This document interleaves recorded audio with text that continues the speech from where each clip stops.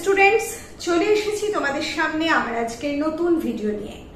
আমার আজকের ভিডিওর বিষয় বিখ্যাত কথা সাহিত্যিক সতীনাথ ভাদুড়ী রচিত ছোট গল্প চরণ দাস এমএলএ।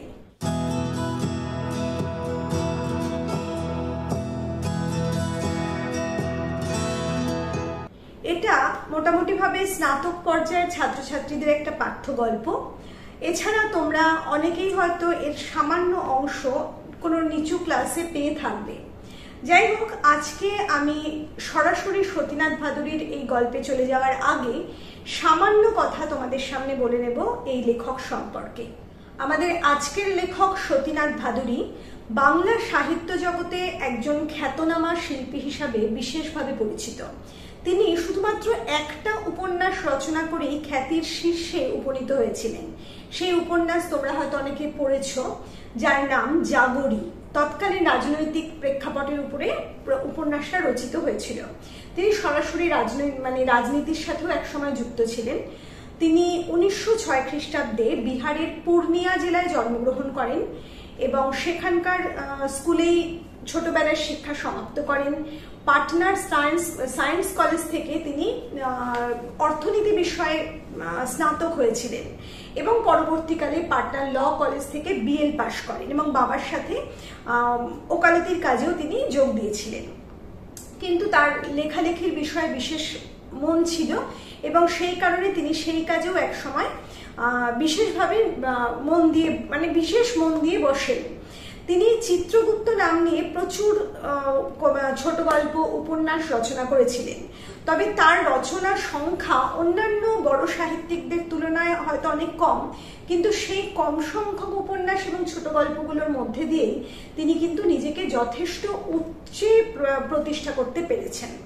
তার প্রথম উপন্যাস জাগরি, যেটা 1945 খ্রিস্টাব্দে প্রকাশ পেয়েছিল, এবং এরপরে আরও একটি উপন্যাস তিনি প্রকাশ করেন যেটা বিখ্যাত হয়ে উঠেছিল এবং বিশেষ জনপ্রিয়তা লাভ করে, সেটা হচ্ছে ঢোড়াই চরিত মানুষ। এছাড়া তিনি বেশ কিছু ছোট গল্প রচনা করেন।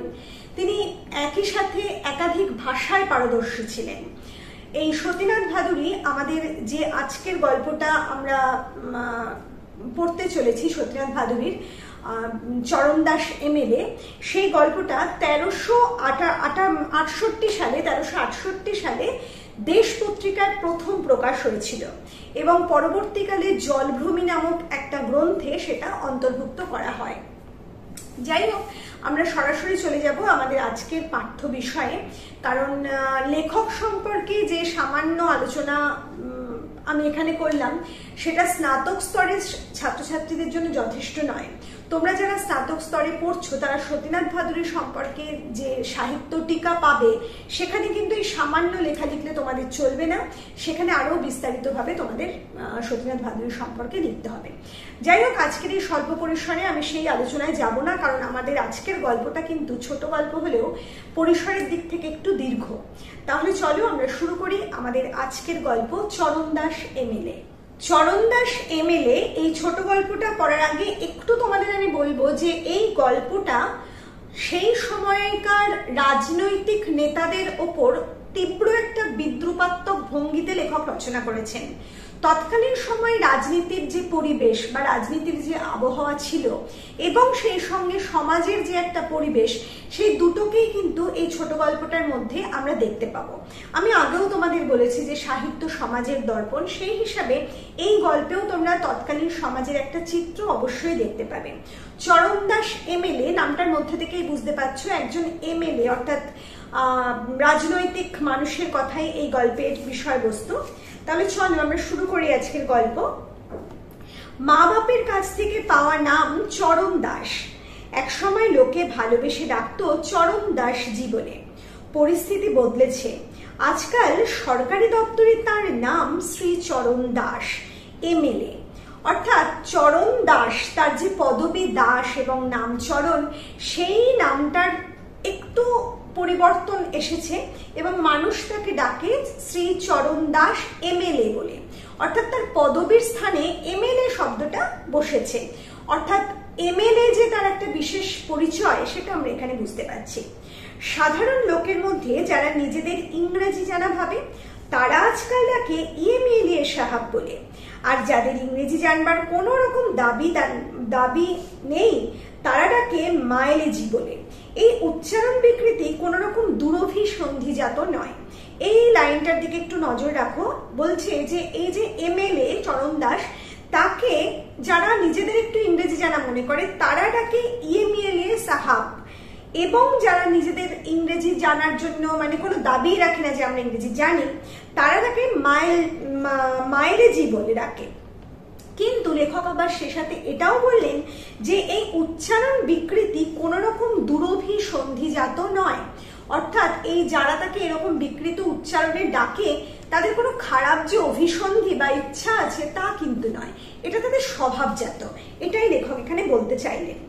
সেই মাইলেজি এসেছে তার পুরনো অফিসে, পার্টি অফিস, তার সেকালকার কর্মকেন্দ্র। বছর চারেক পরে এই এলেন স্টেশন থেকে রিক্সাতে করে। অর্থাৎ বোঝা যাচ্ছে যে এমএলএ সাহেব শ্রী চরণ দাস তার যে কর্মস্থান অর্থাৎ যেখানকার তিনি এমএলএ সেই স্থানে থাকেন না। প্রায় 4 বছর পরে তিনি সেই স্থানের মাটিতে পা রেখেছেন এবং স্টেশন থেকে রিক্সা করে এসেছেন। ফ্যাসাদ, লটারির টিকিট না কিনলে লটারিতে টাকা পাবার উপায় নেই, ভোটে না দাঁড়ালে এমএলএ হবার উপায় নেই। অর্থাৎ লটারি আমি কাটবো না কিন্তু হঠাৎ লটারির টাকা পাবো, সেটা যেমন ভাগ্যে জোটে না, ঠিক তেমন ভাবে আমি ভোটে যদি না দাঁড়াই তাহলে তো এমএলএ হতেও পারবো না। এটা স্বাভাবিক একটা নিয়ম, হতে পারে সেটা ফ্যাসাদ। আর এমএলএ না হতে পারলে সে কথা বলে কাজ কি? গল্পকার এখানে একটু উজ্জ্ব রাখলেন যে এমএলএ না হতে পারলে মানে এমএলএ হতে পারার যে সুযোগ সুবিধা সেটা তিনি উজ্জ্ব রাখলেন এবং একটু রসিকতার ছলে পাঠকদের হাতেই ছেড়ে দিলেন এই ভাবনাটাকে যে তৎকালীন সময়ে একজন এমএলএ হলে কি কি সুবিধা ভোগ করত। আজকালকার দিনেও তোমরা জানো একজন রাজনৈতিক এমএলএ এর স্থান কি, তার সুবিধা কতটা এবং তার অধিকার কতটা, তার পদমর্যাদা কতটা, সেটা তোমরা নিশ্চয়ই জানো এবং তৎকালীন সময়েও একইভাবে সেটা ছিল, হয়তো পরিবেশ পরিস্থিতি কিছুটা আলাদা ছিল। যাই হোক, এবার লেখক কি বললেন? বললেন যখন পৌঁছলেন তখন সবে ভোর হয়েছে, মানে তিনি যখন তার স্থানে পৌঁছলেন। নমস্তে লখনলাল জি, অর্থাৎ লখনলাল নামক একজন ব্যক্তির সাথে তার দেখা হয়েছে, তাকে নমস্কার সম্বোধন করেছেন তিনি। আরে ইএমএলএ সাহাব যে, নমস্তে, সব ভালো তো? হ্যাঁ, আপনার কুশল বলুন, একেবারে কোনো খবর না দিয়ে যে। এই এলাম আপনাদের সঙ্গে দেখাশোনা করতে। তা বেশ করেছেন, আশাই তো উচিত। হাই কমান্ড হুড়ো দিয়েছে বুঝি? এই লাইনটার দিকেও একটু নজর রাখবে। ভদ্রলোক মানে এমএলএ সাহেব 4 বছর পরে তার গন্তব্যস্থলে অর্থাৎ তার নিজের যেখানকার তিনি এমএলএ সেই স্থানে এসেছেন এবং তার যে একজন সঙ্গী, তার রাজনৈতিক দলেরই একজন সঙ্গী এই লখনলাল জি, সে তাকে বলছে যে হাই কমান্ড হুড়ো দিয়েছে বুঝি?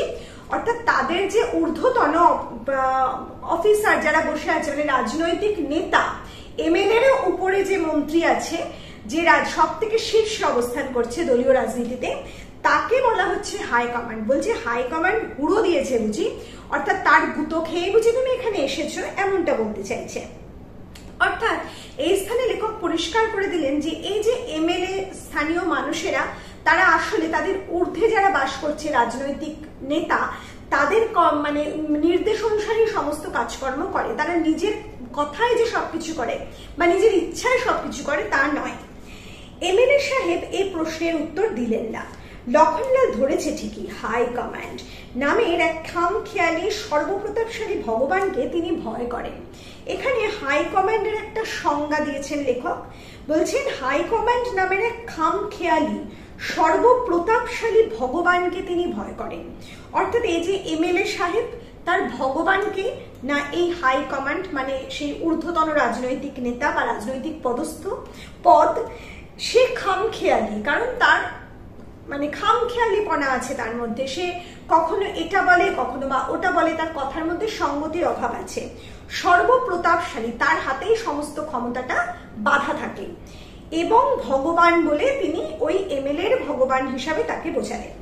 সেই হাই কমান্ড নাকি বলেছেন যে আসল ভগবান হচ্ছেন ভোটার। সেই হাই কমান্ড এমএলএ সাহেবকে বলেছেন যে তার আসল ভগবান হাই কমান্ড নয়, তার আসল ভগবান হচ্ছে ভোটার, অর্থাৎ যারা ভোট দিয়ে আজকে তাকে এমএলএ পদে উন্নীত করেছে। নারায়ণের চেয়েও বড় নরনারায়ণ অর্থাৎ ওপরে যিনি বসে আছেন সেই ঈশ্বর নামক নারায়ণ, তার থেকেও বড় হচ্ছে নরনারায়ণ, অর্থাৎ মানুষরূপী নারায়ণ, মানুষরূপী ভগবান, যাদের দয়ায় আজ এমএলএ তার এমএলএ পদটাকে পেয়েছে, অর্থাৎ সেই জনগণের কথা বলা হচ্ছে। ভোটারদের সঙ্গে যার সম্পর্ক কম তাকে নাকি আসছে বার আর এমএলএ করা হবে না। শুনেই ছুটে এসেছেন তিনি নকল ভগবান ছেড়ে আসল ভগবানের শরণে। অর্থাৎ নকল ভগবান বলতে তিনি ওই উচ্চ পদের রাজনৈতিক নেতাকে বোঝাচ্ছেন, যিনি সর্বশীর্ষে দলীয় স্থানে বসে আছেন। আর আসল ভগবান বলতে এই ভোটারদের কথা বলা হচ্ছে, যারা তাকে এমএলএ পদে উন্নীত করেছে, তাদের শরণে তিনি চলে এসেছেন। লক্ষণলাল একসময় ছিল তার সাগরেদ, অর্থাৎ তার সঙ্গে সঙ্গে সবসময় থাকতো, তার ছায়া সঙ্গী। তার এই পথটার জন্য তার ভূমিকা বিশেষভাবে স্মরণ করা উচিত। এখন প্রতি মাসে তার কাছ থেকে 50 টাকা করে টাকা নেয় এবং প্রতিদিন তার ইএমএলএ গিরি ঘোচাবার হুমকি দেখায়। অর্থাৎ যেহেতু এমএলএ সাহেব আর এখানে থাকেন না, তিনি অন্যত্র বাস করেন এবং 4 বছর ধরে এখানে আসেননি, তাই এই ভদ্রলোক লক্ষণলালজি প্রত্যেক মাসে তার কাছ থেকে 50 টাকা নেয়। কারণ কি, এই যে এমএলএ সাহেবের অনুপস্থিতিতে তার হয়ে একটা প্রক্সি দেওয়া, যাকে বলে তার হয়ে কাজকর্মগুলো করা, এর জন্য তাকে প্রতি মাসে 50 টাকা দেওয়া হয়। তৎকালীন সময় 50 টাকার মূল্য কিন্তু এখন অনেক। আর কি করতো না, তাকে সব সময় হুমকি দিত যে এটা না করলে তার এমএলএ গিরি ঘুচিয়ে দেওয়া হবে, ওটা না করলে তাকে এমএলএ গিরি ঘুচিয়ে দেওয়া হবে, এরকম ভাবে তাকে প্রতিনিয়ত ভয় দেখানো হতো। তার অপরাধ, তিনি 10-12 বছর থেকে সপরিবারে রাজধানীতে থাকেন। এখানে গল্প লেখক, ছোট গল্পকার, তিনি কিন্তু কোথাও উল্লেখ করেননি যে এই ভদ্রলোক চরণ দাস ঠিক কোন স্থানের এমএলএ। আমরা যেহেতু জানি যে সতীনাথ ভাদুড়ী একজন বিহারের বাসিন্দা ছিলেন এবং এই লেখার মধ্যে যে ভাষা আমরা পাচ্ছি, যে একটা ভাষার আধিক্য আমরা দেখতে পাচ্ছি, তাতে আমরা মনে করে নিতে পারি যে ঘটনাটা বিহারের কোনো গ্রামে। এবং রাজধানী বলতে আমরা পাটনাকে অবশ্যই মনে ভাবতে পারি, যদিও সেটাও আমাদের এখানে সরাসরিভাবে বলা হয়নি, কিন্তু আমরা জানি এমএলএ সাধারণত তার রাজ্যেই বাস করেন। কাজে বিহার রাজ্য ছেড়ে তিনি বাইরে না গেলে তাকে রাজধানী হিসেবে পাটনা শহরটাই বলতে হয়। তিনি সপরিবারে 10-12 বছর যাবৎ রাজধানীতে চলে গেছেন। এখানে আসেন কম, অর্থাৎ এই গ্রামে তিনি খুব কম আসেন। এখানকার যেসব কর্মীদের তিনি একসময় নিজ হাতে গড়ে পিটে মানুষ করে তুলেছিলেন, তাদের সবগুলোর আজ পাখা গজিয়েছে। তিনি একসময় বহু মানুষকে নিজে হাতে গড়ে পিঠে মানুষ করেছিলেন, রাজনীতিতে নিয়ে এসেছিলেন ধরে বেঁধে, এবং রাজনীতির সমস্ত কাজকর্ম তাদের হাতে খড়ি দিয়ে শিখিয়েছিলেন।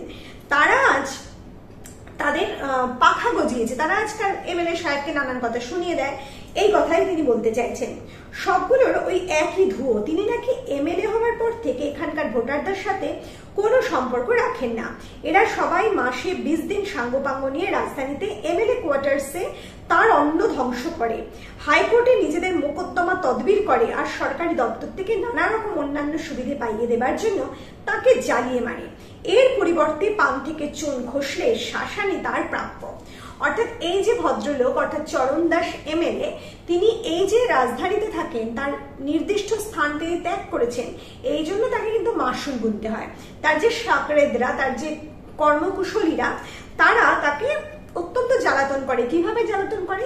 তারা প্রত্যেক মাসে একবার, সবাই মাসে 20 দিন, মাসের মধ্যে 20 দিনই সাঙ্গপাঙ্গ নিয়ে রাজধানীতে তার এমএলএ কোয়ার্টার্সে গিয়ে থাকেন। সেখানে খান দান আমোদ করে এবং হাইকোর্টে নিজেদের মকদ্দমা তদবির করেন, নিজেদের যে রাজনৈতিক মকদ্দমাগুলো তার তদবির করেন, এবং সরকারি দপ্তর থেকে নানা রকম সুবিধে পাইয়ে দেওয়ার জন্য এই এমএলএ সাহেবকে ধরপাকড় করেন এবং তাকে দিয়ে কার্যোদ্ধার করেন। কিন্তু এই এমএলএ সাহেবের যদি কোনো দোষ ত্রুটি থাকে, পান থেকে চুন খসে, তাহলে কিন্তু তাকে শাসাতে এরা ছাড়ে না। তাদের মন জুগিয়ে চলতে হয় তাকে অষ্টপ্রহর। ঘেন্না ধরে গেল একেবারে, কিন্তু উপায় কি? অতএব বোঝা যাচ্ছে তৎকালীন এমএলএর যে পদস্থান, তার যে অবস্থা, সেই অবস্থাটার একটা সুন্দর চিত্র এখানে লেখক আমাদের উপহার দিলেন। তিনি তার সাঙ্গপাঙ্গদের কাছে, তিনি তার রাজনৈতিক দলের দলীয় মানুষদের কাছে যে কতটা সম্মানের অধিকারী, সেটা একটা সুন্দর চিত্র এখানে আমরা পেলাম। এরই নাম পরিস্থিতি। এই যে পরিস্থিতি শব্দটা, এটা কিন্তু রাজনৈতিক নেতাদের মুখে হরদম শোনা যায়। তাই লেখকও এখানে একটা তির্যক ভঙ্গিতে এই শব্দটা সংযোজন করেছেন। বলছেন তাদের অভিধানের সবচেয়ে বহুল ব্যবহৃত শব্দ, তাদের বলতে এখানে রাজনৈতিক নেতাদের ইঙ্গিত করা হয়েছে, মত বদলাবার অজুহাত হিসাবে কাজে লাগে কিনা কথাটা। আসলে এই নেতারা যখন ভোট আসে তখন তারা বিভিন্ন রকমের প্রতিশ্রুতি দিয়ে থাকেন জনগণকে, কিন্তু যখন সে প্রতিশ্রুতি রাখতে পারেন না তখন তারা পরিস্থিতি খারাপ ছিল, পরিস্থিতি বিরুদ্ধ ছিল, এরকম নানান রকম কথাবার্তা বলে জনগণকে ভোলানোর চেষ্টা করেন। এটাই এখানে গল্প লেখক আমাদের বলার চেষ্টা করেছেন। এরপরে বলছেন ঝোলা আর কম্বলটা রিক্সা থেকে নামিয়ে রিক্সাওয়ালাকে 8 আনা পয়সা দিতে এসে জয় গুরু বলে অবাক হয়ে তার মুখের দিকে তাকালো। লখনলালজি হাসছেন, হারে 4 আনা পয়সা দিয়ে দিন ওকে এমএলএ সাহাব, আজকাল 12 আনা করে রেট হয়ে গিয়েছে, আপনি সেই 4 বছর আগেকার রেট জানেন কিনা। অর্থাৎ এমএলএ সাহেব যে এখানকার কোনো খবর রাখেন না সেটা এই অংশে একদম পরিষ্কার হয়ে যাচ্ছে। তিনি সেই 4 বছর আগে 4 আনা পয়সা রিক্সাওয়ালাকে দিচ্ছে, তিনি জানেনই না যে 8 আনা ভাড়া হয়ে গেছে। যাই হোক, এবার লখনলালজি তাকে এই ব্যাপারে সাহায্য করলেন, বললেন যে আরো 4 আনা দিয়ে দিতে। লখনলাল তার ঝোলা আর কম্বল তুলে নিয়ে ঘরে রাখতে যাচ্ছিল। আহা, করেন কি লখনলালজি, ভারী তো জিনিস। এমএলএ সাহেব তার হাত থেকে নিজের জিনিসগুলো কেড়ে নিয়ে ঘরের মধ্যে রাখলেন। জনসম্পর্ক বাড়াবার প্রোগ্রামে আসবার সময় হোল ডলার সুটকেস না এনে ঠিকই করেছেন এমএলএ সাহাব। অর্থাৎ এই যে লখনলালজি তাকে একটু খোঁচা দিয়ে বললেন যে আপনি তো জনসম্পর্ক গড়ে তোলার কাজটা করেছেন, সেই সময় একেবারে লোটা কম্বল নিয়ে সমস্ত কিছু না নিয়ে এসেছেন, ভালোই করেছেন। তার চোখে দুষ্টুমির হাসি, সে বোঝে সব। সাধে কি আর তাকে মাসে 50টা টাকা দিতে হয়? যে কাজে এসেছি সে কাজের দিক দিয়ে দেখতে গেলে লোকজনের সম্মুখে আমাকে বারবার এমএলএ সাহেব বলে না ডাকাই ভালো, তাই না? আপনাদের কাছে তো আমি সেই পুরনো চরণদাসী আছি এখনো। শুধু চরণদাস নয়, আপনি এখন এসেছেন ভোটারদের চরণে আশ্রয় নেবার জন্যে। আপনার নাম এখন হওয়া উচিত ভোটার চরণদাস। বলো একবার ভোটার চরণদাস জি কি জয়। অর্থাৎ বোঝা যাচ্ছে এই এমএলএ সাহেবরা ঠিক ভোটের সময় আমাদের মতো জনগণের চরণের দাস হয়ে তাদের অনেক রকম তোষামোদ করতে চলে আসেন, এবং সে কথাই বলছে কে না, সেই এমএলএরই রাজনৈতিক দলের আরেকজন কর্মী লখনলালজি। অর্থাৎ তারা সবটাই বোঝে, শুধু না বোঝার একটা ভান করে মাত্র। চিৎকার আর উচ্চ হাসিতে ঘরের সকলের ঘুম ভাঙলো। কে একজন যেন জয় গুরু বলে চোখের পাতা খুলল। পাশের বালিশে লোকটি তার মুখ চেপে ধরেছে। আমাদের সেকুলার সংবিধান, এই কথা বলে হাসতে হাসতে বচকান মাহাতো লাফিয়ে উঠেছে খাটিয়া ছেড়ে। সবাই হাসি ঠাট্টা তামাশা করছে এই বিষয়টা নিয়ে যে জনসংযোগ স্থাপন করার জন্য এমএলএ সাহেব ভোটের সময় এসেছেন। এবার কি হলো, আরে মায়ালজি যে নমস্তে, কখন কবে কোথায় উঠেছেন, সার্কিট হাউসে না ডাক বাংলোয়? একই নিঃশ্বাস অনেকগুলো প্রশ্ন করে ফেললেন ভদ্রলোক। চরণদাস ঠিক করে রেখেছেন যে এখানে কারো কথায় বিরক্তি প্রকাশ করবেন না। এদের বলার উদ্দেশ্য যে তিনি এখানে কখনো এসে উঠেননি গত কয়েক বছরের মধ্যে। 2 বার মন্ত্রীদের সঙ্গে এসেছিলেন 2 দিনের জন্য, তখন উঠেছিলেন সার্কিট হাউসে। সেই খোঁটাই বোধ হয় এরা দিচ্ছে এখন। এই সবাই মিলে তাকে জিজ্ঞেস করছে যে আপনি কোথায় উঠবেন, সার্কিট হাউসে না অন্য ডাক বাংলোয়, নানা রকম কথা জিজ্ঞেস করছে। আসলে উনি প্রথমত 4 বছরে একবারও আসেননি, আর অনেক আগে যখন এসেছিলেন মন্ত্রীদের সাথে তখন সার্কিট হাউসে এসে উঠেছিলেন, এই ঘরে এসে ওঠেননি। সেই কারণেই তারা ব্যঙ্গ বিদ্রুপ ছলে তাকে এই ধরনের প্রশ্ন করছে। কিন্তু এমএলএ সাহেব খুব তীক্ষ্ণ বুদ্ধি সম্পন্ন এবং তিনি যথেষ্ট ধৈর্য নিয়ে এসেছেন। তিনি জানেন যে এরকম করবেন, কিন্তু কোনো কথায় কোনো রকম ভাবে রেগে গেলে বা উত্তেজনা প্রকাশ করলে চলবে না।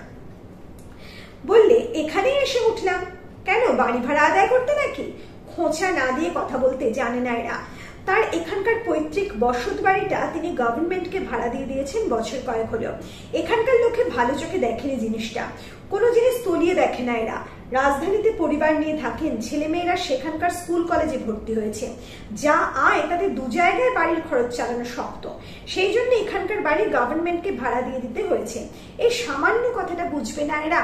অর্থাৎ বোঝা যাচ্ছে যে চরণদাস যখন এমএলএ হয়েছেন তখন তিনি রাজধানীতে সপরিবারে উঠে গেছেন, এবং তার মতানুযায়ী রাজধানীতে সপরিবারে থাকার যে খরচা এবং তার 2 ছেলে মেয়ের পড়াশোনা, এই সমস্ত কিছু চালিয়ে 2 জায়গায় ঘর বাড়ির খরচ চালানো তার পক্ষে সম্ভবপর ছিল না বলেই তিনি এই গ্রামের বাড়িটা সরকারকে ভাড়া দিয়ে দিয়েছে। কিন্তু এই সহজ সরল বিষয়টা এখানকার কেউ বুঝছে না, সব কথাতেই একটা ব্যঙ্গ করছে, তামাশা করছে। চরণ দাস বললেন, না এমনি আপনাদের সঙ্গে দেখা করতে এখানে এলাম। কদিনের প্রোগ্রাম মায়াজির? দেখি তো, এক আধ দিনের বেশিকার থাকতে পারবেন এখানে? একটা ব্যঙ্গোচ্ছলে কথাটা বলল। কি যে বলেন, ব্যথা পান এমএলএ সাহেব। এরা ভাবে তিনি ইচ্ছে করে এখানে আসেন না। ভুল ধারণা, ইচ্ছে থাকে কিন্তু হয়ে ওঠে না। কতবার ঠিক করেছেন আসবেন, কিন্তু একটা না একটা বাধা এসে পড়ায় হয়ে ওঠেনি। তাছাড়া অন্য কথাও আছে এর মধ্যে। 12 বছর বড় শহরে থাকার পর ছেলেমেয়েরা আর এখানে ফিরতে চায় না। ছোট ছেলেটার জন্ম রাজধানীতে, এখানকার শেয়ালের ডাকে রাত্রিতে ভয় করবে, এই হচ্ছে তার মায়ের ধারণা। স্ত্রীর পুরনো অম্বলের ব্যাধিটাও রাজধানীতে গিয়ে সেরেছে। এসব নানা কারণ মিলিয়ে এখানে আসা হয়ে ওঠে না। সবচেয়ে তার আশ্চর্য লাগে সে এখানকার শহুরে সমাজের বন্ধু বান্ধবরা আজও তাকে পাড়াগেয়ে ভাবে, আর এখানকার লোকে অপবাদ দেয় যে তিনি আচারে ব্যবহারে সম্পূর্ণ শহুরে হয়ে গিয়েছেন। তার 10 বছরের মেয়েটার পর্যন্ত রাজধানীতে জন্মাবার অধিকারে বান্ধবীদের সম্মুখে বাবার গ্রাম্য আচরণে লজ্জা করে।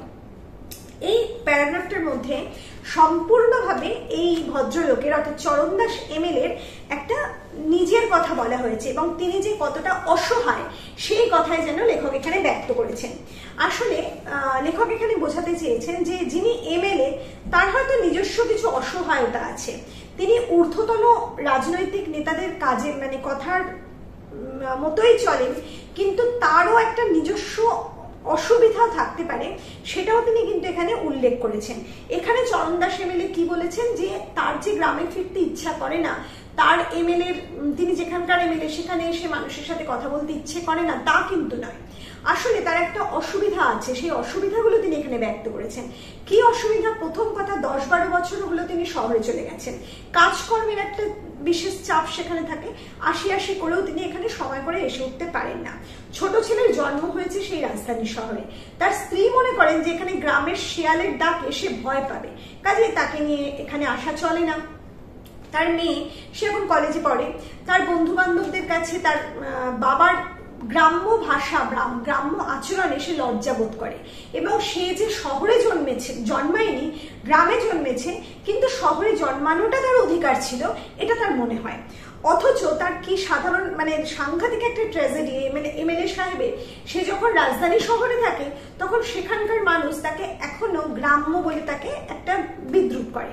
আবার যখন তিনি গ্রামে ফিরে আসেন তখন এখানকার বন্ধু বান্ধবরা তাকে তিনি শহুরে হয়ে গেছেন বলে তাকে ব্যঙ্গ বিদ্রুপ করেন।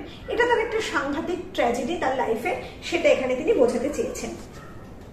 আচ্ছা, পরে সব কথা হবে, এখন মুখ হাত ধুয়ে নিন মাইলস, দাঁতন তো আপনার দরকার নেই। প্রশ্নের উত্তর দিল লক্ষণলাল, হ্যাঁ দাঁতনের দরকার বই কি, উনি মাঝবার বুরুষ আনলেও এখানে ব্যবহার করবেন না। এই যাত্রায় উনি একেবারে পুরনো চরণদাসজি সেজেছেন, নিছক ভোটার চরণদাসজি। এই যে লাইনটা, এটা কিন্তু অত্যন্ত গুরুত্বপূর্ণ একটা লাইন এখানে। এই যাত্রার উনি একেবারে পুরনো চরণদাসজি সেজেছেন, নিছক ভোটার চরণদাসজি। অর্থাৎ এই যে এমএলএ চরণদাসজি, এটা তার একটা পোশাক, বাইরের পোশাক। তিনি আসলে মানুষের সাথে কতটা দূরত্ব স্থাপন করে চলছেন সেটা তার চরিত্র দেখে বোঝা যাচ্ছে। তাই জন্য তারই একজন সাকরেত, তারই একজন কর্মী, দলের কর্মী লক্ষণলালজি, যে কিনা তার খুব কাছের একজন মানুষ, সেই তার বিরুদ্ধে এই ধরনের কথা বলছে। সে বলছে আজকে তিনি দাঁতন ব্যবহার করবেন, কারণ তাকে আজকে দেখাতে হবে যে তিনি সাধারণ মানুষের সঙ্গে সম্পর্ক স্থাপন করতে এসেছেন। আসলে তার যে একটা মুখোশ, আসলে এমএলএ যারা, তারা যে একটা মুখোশ পরে থাকে, সেটাই লেখক এখানে বোঝাতে চাইলেন। তারা আসলে যে সাধারণ মানুষ নয়, সাধারণ মানুষের থেকে অনেক উচ্চে তারা উঠে গেছেন এমএলএ পদটা পাওয়ার পর, সেটা তারা যখন জনসংযোগ স্থাপন করতে আসেন তখন তারা সেটাকে সরিয়ে রাখেন এবং সাধারণের মতো একটা মুখোশ তারা পরে নেন, সাধারণের মতো করে সেজে নেন। এটাই গল্পকার এখানে আমাদের বলতে চেয়েছেন। বাগে পেলে রেখে ঢেকে কথা বলতে এরা জানে না, বাধ্য হয়ে এই রসিকতায় এমএলএ সাহেবকেও হাসতে হয় এদের সঙ্গে। আসলে এমএলএ সাহেব বুঝতে পারছেন যে এরা ব্যঙ্গ বিদ্রুপ করছে, কিন্তু রেগে গেলে চলবে না, কারণ এরাই তাকে এমএলএ পদে উন্নীত করেছে এবং আজকে এই ভোটের দিনে এরাই সম্প্রচারটা চালাবে। জনগণের কাছে তার হয়ে যে সম্প্রচার, সেটা কিন্তু এরাই করবে। অর্থাৎ আমরা এই স্থানে বুঝতে পারছি পাচ্ছি একজন রাজনৈতিক এমএলএ হতে গেলে তার নিম্নস্তর কর্মচারীগুলোদের ওপর তাকে কতটা নির্ভর করতে হয়, অর্থাৎ যারা রাজনীতিতে সাধারণ কর্মী তাদের ভূমিকা কতটা, একজন এমএলএ এর ভূমিকা কতটা, আর রাজনীতিতে সাধারণ কর্মীদের কতটা ভূমিকা, সেটা কিন্তু এখানে স্পষ্ট হয়ে উঠল। এরপর কি হলো, চরণ দাস বললেন, আচ্ছা আমি আসছি একটু এদিক ওদিক ঘুরে। দাঁতটা নিয়ে খালি গায়ে খালি পায়ে তিনি বার হলেন অফিস থেকে। একেবারে সাধারণ মানুষের মধ্যে মিশে যেতে হবে, তাই জন্য বচকান মাহাতো রসিকতা করে আরম্ভ হয়ে গেল মায়ালজির জনসম্পর্ক স্থাপনার প্রোগ্রাম। লখনলালজি ফোড়ন দেয়, সে তো আগেই আরম্ভ হয়ে গিয়েছে, বলো একবার ভোটার চরণ দাস জি কি যায়। আসলে এই যে কথোপকথন, এ থেকে বোঝা যাচ্ছে যে দলীয় কর্মীরাও এই এমএলএদের নিয়ে হাসি ঠাট্টা করতে কতটা অভ্যস্ত। ভোরবেলায় দাঁতন করতে করতে এমএলএ সাহেব পাড়ায় লোকজনদের সঙ্গে কিছুক্ষণ সহজভাবে মেলামেশা করে নিতে চান। ইচ্ছে করলেও কি এখানকার সঙ্গে সম্পর্ক ছিঁড়ে ফেলা যায়? নারীর টান যে গায়ের ময়লা নয় যে ইচ্ছে করলেই ডলে ফেলে দেবে। এটা সম্পূর্ণভাবে এমএলএর মনের কথা। তিনি বলছেন যে এখানেই তিনি জন্মেছেন, এখানকার এমএলএ হয়েছেন তিনি, এখানে এই স্থানটার সাথে তার নারীর টান, ইচ্ছা করলে তিনি সেটা ফেলে দিতে পারেন না। তিনি হয়তো কর্মসূত্রে প্রয়োজনের তাগিদে রাজধানীতে বাস করছেন, কিন্তু এখানকার মানুষজন তার গায়ের ময়লা নয়, তাদের সাথে সম্পর্ক তার একটা রক্তের টান, সেটাকে ইচ্ছা করলেই ময়লার মতো ঝেড়ে ফেলা যায় না। এরপর কি হলো, ও কে আসছে? সোনরানা খুব হনহন করে চলেছে সে। নমস্তে সুন্দরলাল জি। জয় গুরু। আরে আপনি? আমি চিনতেই পারিনি।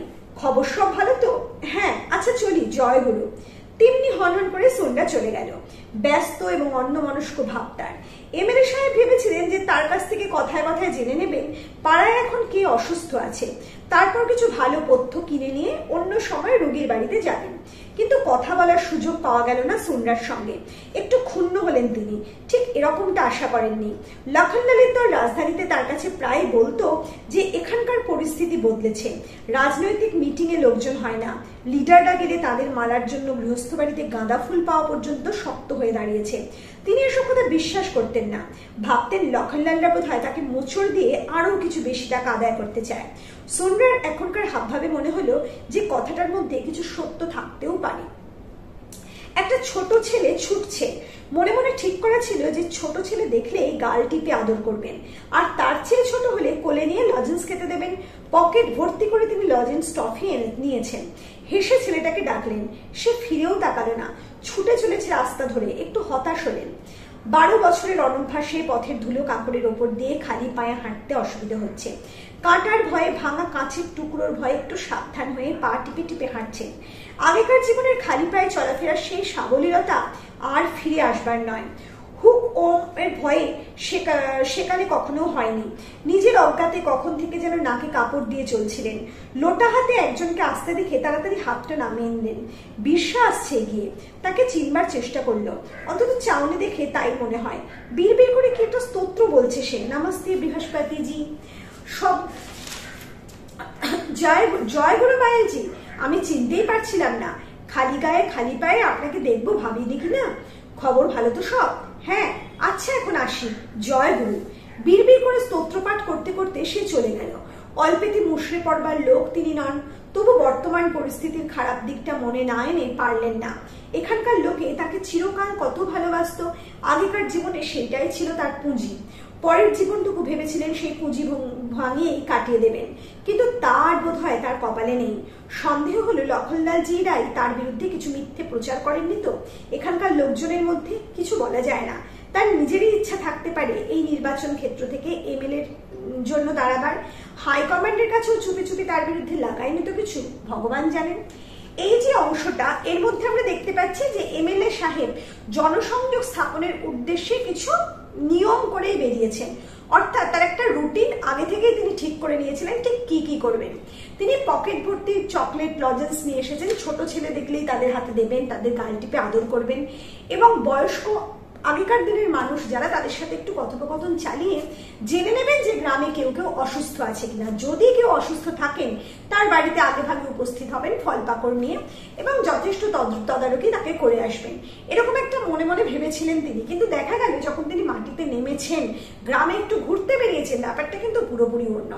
এমএলএ সাহেব হিসেবে তাকে কেউ পাত্তাই দিচ্ছে না। তার চেনা পরিচিত যে ব্যক্তিত্বগুলোকে তিনি দেখছেন তারা তাকে চিনতে পারছেন, কিন্তু আগে থেকে চিনতে পারছেন না, তিনি চেনা দিলে চিনতে পারছেন। এবং সবার মুখে একটাই শব্দ, জয় গুরু। বিষয়টা তিনি ভালোভাবে বুঝতে পারছেন না। এবং তাকে যে মানুষ এইভাবে অবহেলা করছে, তাকে যে এইভাবে দূরে সরিয়ে দেওয়ার একটা ভাব, তাকে এমএলএ বলে শ্রদ্ধা ভক্তি করছে না, এই বিষয়টায় তিনি আহত হচ্ছেন। কিন্তু কিছু করার নেই এমএলএ সাহেবের। তিনি মনে মনে ভাবছেন লক্ষণলাল জিদের বোধহয় কোনো একটা চক্রান্ত আছে। আসলে এই দলীয় যে একটা ঈর্ষা, সেটা শুধু আজকের নয়, সেটা কিন্তু তৎকালীন সময়ের রাজনীতিতেও ছিল। সেটা আমরা এই গল্পটা পড়লেই বুঝতে পারছি। এই যে এমএলএ সাহেব, তারও কিন্তু মনে হচ্ছে যে লক্ষণলালজি হয়তো হাইকমান্ডের কাছে তার বিরুদ্ধে চক্রান্ত করেছে কিছু, এবং তার বিরুদ্ধে কিছু নালিশ করেছে। আবার এই গ্রামের মানুষদের কাছেও হয়তো তার বিরুদ্ধে এমন কিছু বলেছে যে গ্রামের মানুষরা তার বিরুদ্ধে চলে গেছে, যার ফলে তার সাথে এরকম আচরণ করছে। সরি, হয়তোবা লক্ষণলালজি নিজেই এমএলএ হতে চান পরের ভোটে জয়ী হয়ে, এরকম একটা চিন্তা ভাবনা তার মধ্যে আসছে।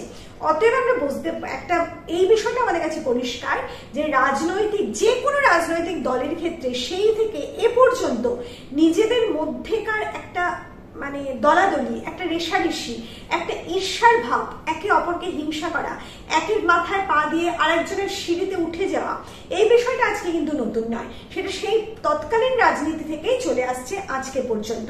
এটা আমাদের কাছে পরিষ্কার হয়ে গেল বিষয়টার মধ্যে দিয়ে। এরপর কি হলো? এরপর দেখা যাচ্ছে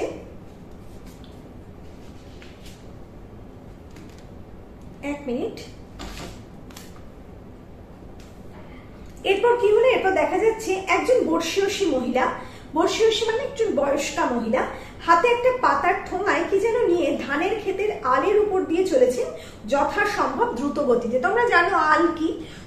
ফসলের জমির মাঝখান থেকে যে পথ তৈরি করা হয়, পায়ে চলা পথ, তাকে আল বলে। সেই আলের মধ্যে দিয়ে একজন বয়স্কা মহিলা খুব দ্রুত গতিতে যাচ্ছেন। চরণদাসজি চশমাটা খুলে রেখে এসেছেন, তাই দূরের জিনিস দেখতে একটু অসুবিধা হচ্ছে। তীর্থার মা বলেই মনে হচ্ছে যেন ওকে। হ্যাঁ, ঠিকই তাই। ও চাচি, কোথায় সকালে এত তাড়াতাড়ি? বৃদ্ধাটি মাথার কাপড় টেনে নিয়ে আরো তাড়াতাড়ি হাঁটতে আরম্ভ করলেন। ও চাচি, তীর্থানন্দের খবর ভালো তো? নাতিপুতিরা সব ভালো তো? চিনতে পারছেন না? আমি চরণা। কি বুঝলেন না বুঝলেন তিনিই জানেন। দেখা গেল তার দ্রুত গতি আরো দ্রুততর হয়েছে। পাটের ক্ষেতের পাশ দিয়ে বেরিয়ে ফুলের সাজি হাতে করে একটি মহিলা জয় গুরু বলে তাকে অভিবাদন করায় তিনিও জয় গুরু বলে মুহূর্তের জন্য দাঁড়ালেন। কি যেন কথা হলো, দুজনেই একবার চরণদাসজির দিকে তাকালেন। তারপর দুজনেই একই পথে এগিয়ে গেলেন। এতক্ষণে সত্যই চিন্তান্বিত হলেন এমএলএ সাহেব। জনসম্পর্ক স্থাপনার কাজটা যত সহজ ভেবেছিলেন তত সহজ নয়। এই যে অংশটা, এই অংশটার মধ্যেও আমরা দেখলাম যে এতক্ষণে একজন বৃদ্ধা মহিলার সাথেও তার দেখা হয়েছে, সেও কিন্তু তাকে না চেনার ভঙ্গি করেছেন। আর একটা অংশ আমি এখানে বললাম না, সেটা তোমরা অবশ্যই খেয়াল করবে, যে আগেকার জীবনের খালি পায়ে চলাফেরার সেই সাবলীলতা আর ফিরে আসবার নয়। এই যে খালি পায়ে আগেকার দিনে গ্রামে সে চলেছে, এই এমএলএ সাহেব চলেছেন, তখন তার মধ্যে একটা স্বতঃস্ফূর্ততা ছিল, একটা সাবলীল ব্যাপার ছিল। কিন্তু এখন তিনি শহরে বাস করেন, সেই খালি পায়ে আর চলতে পারেন না। তাছাড়া তখনকার দিনে গ্রামে অত হুক ওয়ার্মের ভয় ছিল না, ওই যে হুক কৃমি যাকে বলে, সেই ওয়ার্মের ভয় ছিল না। কিন্তু এখন সেই ওয়ার্মও তাকে তাড়া করে বেড়ায়। আসলে মাটির সাথে সংযোগের অভাব, এটাই বোধহয় এখানে লেখক বোঝাতে চাইছেন। আসলে রাজনৈতিক দলের যারা এমএলএ স্থানীয় লোক, একটা মন্ত্রিত্ব স্থান যাদের আছে, তারা যে মাটির সাথে সম্পর্ক তাদের কতটা দূরের, সেটা বোঝাতেই লেখক এই স্থানটা কিন্তু এখানে উল্লেখ করলেন। এই যে মাটিতে পা ফেলে চলার অনভ্যাস, এটাতেই বোঝা যাচ্ছে যে মাটির সাথে সম্পর্ক আছে যে সমস্ত দরিদ্র মানুষের, তাদের থেকে এরা অনেক দূরে অবস্থান করে। এটাই এখানকার মূল বিষয়। এরপর কি হলো? এরপর দেখা গেল এতক্ষণে সত্যই চিন্তান্বিত হলেন এমএলএ সাহেব। জনসম্পর্ক স্থাপনের কাজটা যত সহজ ভেবেছিলেন তত সহজ নয়। লাঠিতে ভর দিয়ে চতুরি চলেছে। সে এমনিতে একটু গম্ভীর প্রকৃতির লোক চিরকাল। একটু ইতস্তত করে তাকে ডাকলেন তিনি। ছেলেবেলায় লোকটা তাদের বাড়ির মোষ চড়াতো। সে দাঁড়ালো একটু অবাক হয়ে। জয়গুরু, ও আপনি? চিনতে পারেনি। রাজধানীর জল দেখছি খুব ভালো। গুরুদেবের কৃপায় আপনার গায়ে বেশ মাংস লেগেছে। লাভবাড়ি তো কথা। ভোরে উঠে দাঁতন করতে করতে খালি পায়ে বেড়াবার পুরনো অভ্যেস এখনো আপনি রেখেছেন দেখছি। সেও ভালো। অর্থাৎ বোঝা যাচ্ছে যে এই এমএলএ সাহেব রাজধানীতে গিয়ে তার স্বাস্থ্যের উন্নতি ঘটেছে, এবং এই কথাটাই এখানে ভদ্রলোক বলতে চাইছেন। এরপর কি হলো? আরে চৌধুরী, মানুষকে আর বদলায়? যে যেমন ছিল তেমনই থাকে। একই কথা বলছেন আপনি মায়ালজি? মানুষ বদলায় না। কত রত্নাকর ডাকাত বদলে মুনি ঋষি হয়ে গেল। তবে হ্যাঁ, সেই রকম গুরুর মতো গুরুর কৃপা চাই। এ কথা আমার গুরুদেবের মুখে কতদিন শুনেছি। আমাদের গুরুদেব তো মানুষ নন, তিনি দেবতা, ঠাকুর, ভগবান। জয় গুরু। এই যে অংশটা, এই অংশটার মধ্যে থেকে বোঝা গেল, মানে এতক্ষণ সবার মুখে শুধুমাত্র জয় গুরু ধ্বনিটা শোনা যাচ্ছিল। এবার এই চতুরী নামক ব্যক্তিত্বের মুখ থেকে শোনা গেল যে একজন গুরুদেবের অস্তিত্ব আছে এখানে, এবং তাকে গ্রামের সবাই গুরুদেব বলেই মানছে। সেই কারণে সকলের মুখে জয় গুরু শব্দটা শোনা যাচ্ছে। এবং এই স্থানে আমি বলি যে এমন অনেক গুরুদেব আমাদের সমাজে আছে, আমি নাম করতে চাই না, তোমরাও জানো, যারা ঈশ্বরের সিংহাসনে ঈশ্বরের পাশের সারিতেই অবস্থান করে।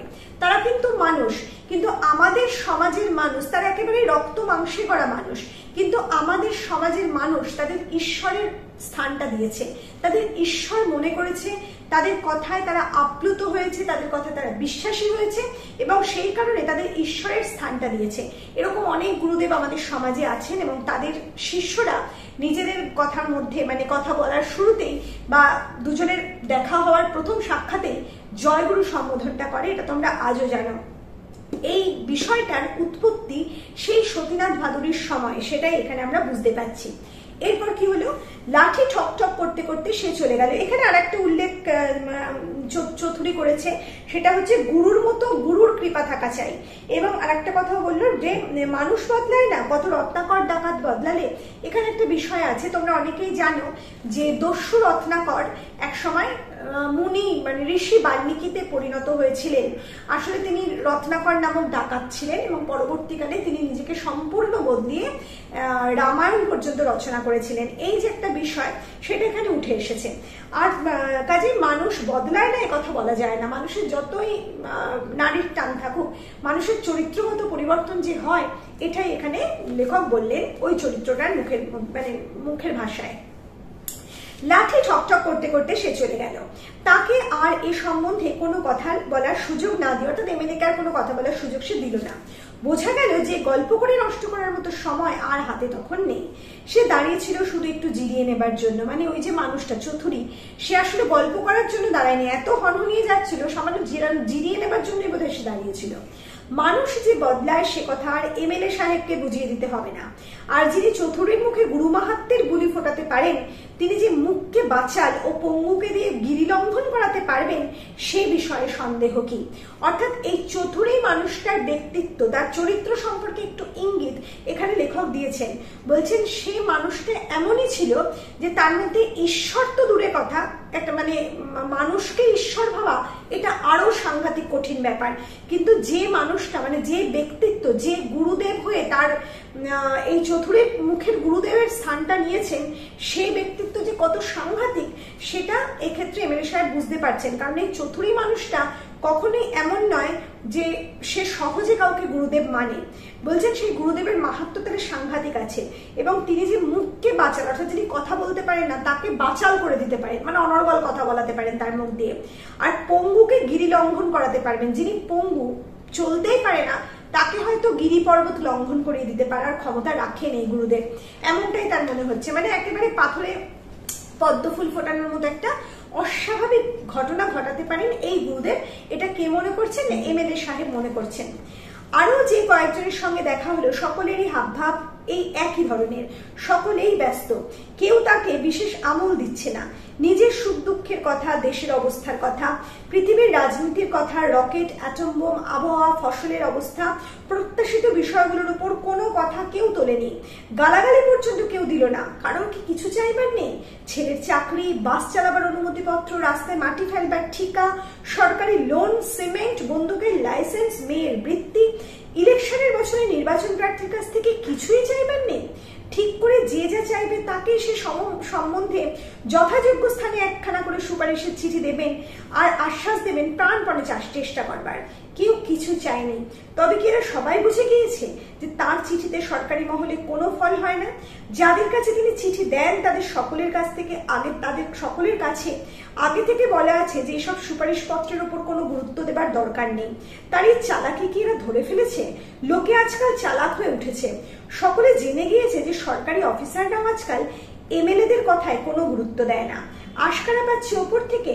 গত কয়েক বছরের মধ্যে সত্যি এখানকার জীবনের স্বাভাবিক মন্থর গতি আগেকার তুলনায় দ্রুততর হয়েছে। কর্মব্যস্ততা বেড়েছে, এইটুকুই আসার কথা।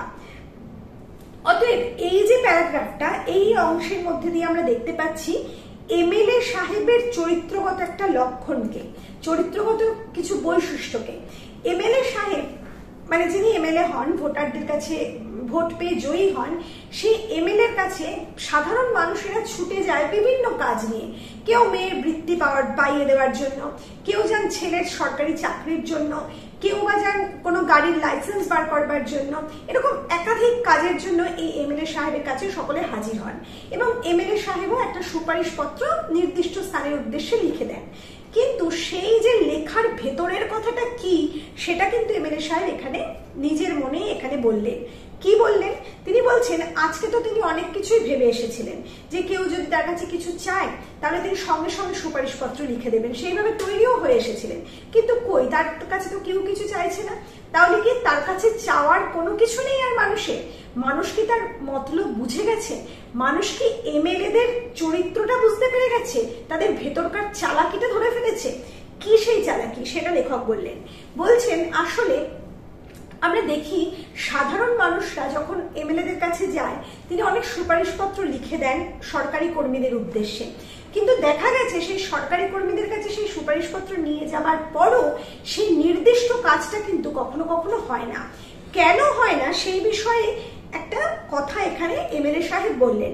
তিনি বললেন আসলে ওই যে সুপারিশপত্রটা যার কাছে পাঠানো হয় তাকে এমএলএ সাহেব আগে থেকেই বলে রেখে দেন যে এই সুপারিশপত্রটার বিশেষ আমল দেওয়ার বা গুরুত্ব দেওয়ার কোনো প্রয়োজন নেই। তিনি লোক দেখানো মানে একটা আইনওয়াশ ব্যাপার এখানে চলে যে মানুষ এসেছে তাদের জন্য আমি করছি, এটা একটা দেখানো, এবং দেখানোর জন্য যেগুলো করা হয় সেগুলো ভেতর থেকে কতটা সত্যি সেটা এখানে ভাববার আছে। এমএলএ সাহেবরা যতটা মুখে বলেন, যতটা লোকসম্মুখে করেন, ততটা কিন্তু ভেতরটা মানে তাদের ভেতরের কাজগুলো কিন্তু ততটা সত্যি নয়। এটা এখানে এই কথার মধ্যে দিয়ে ফুটে উঠেছে।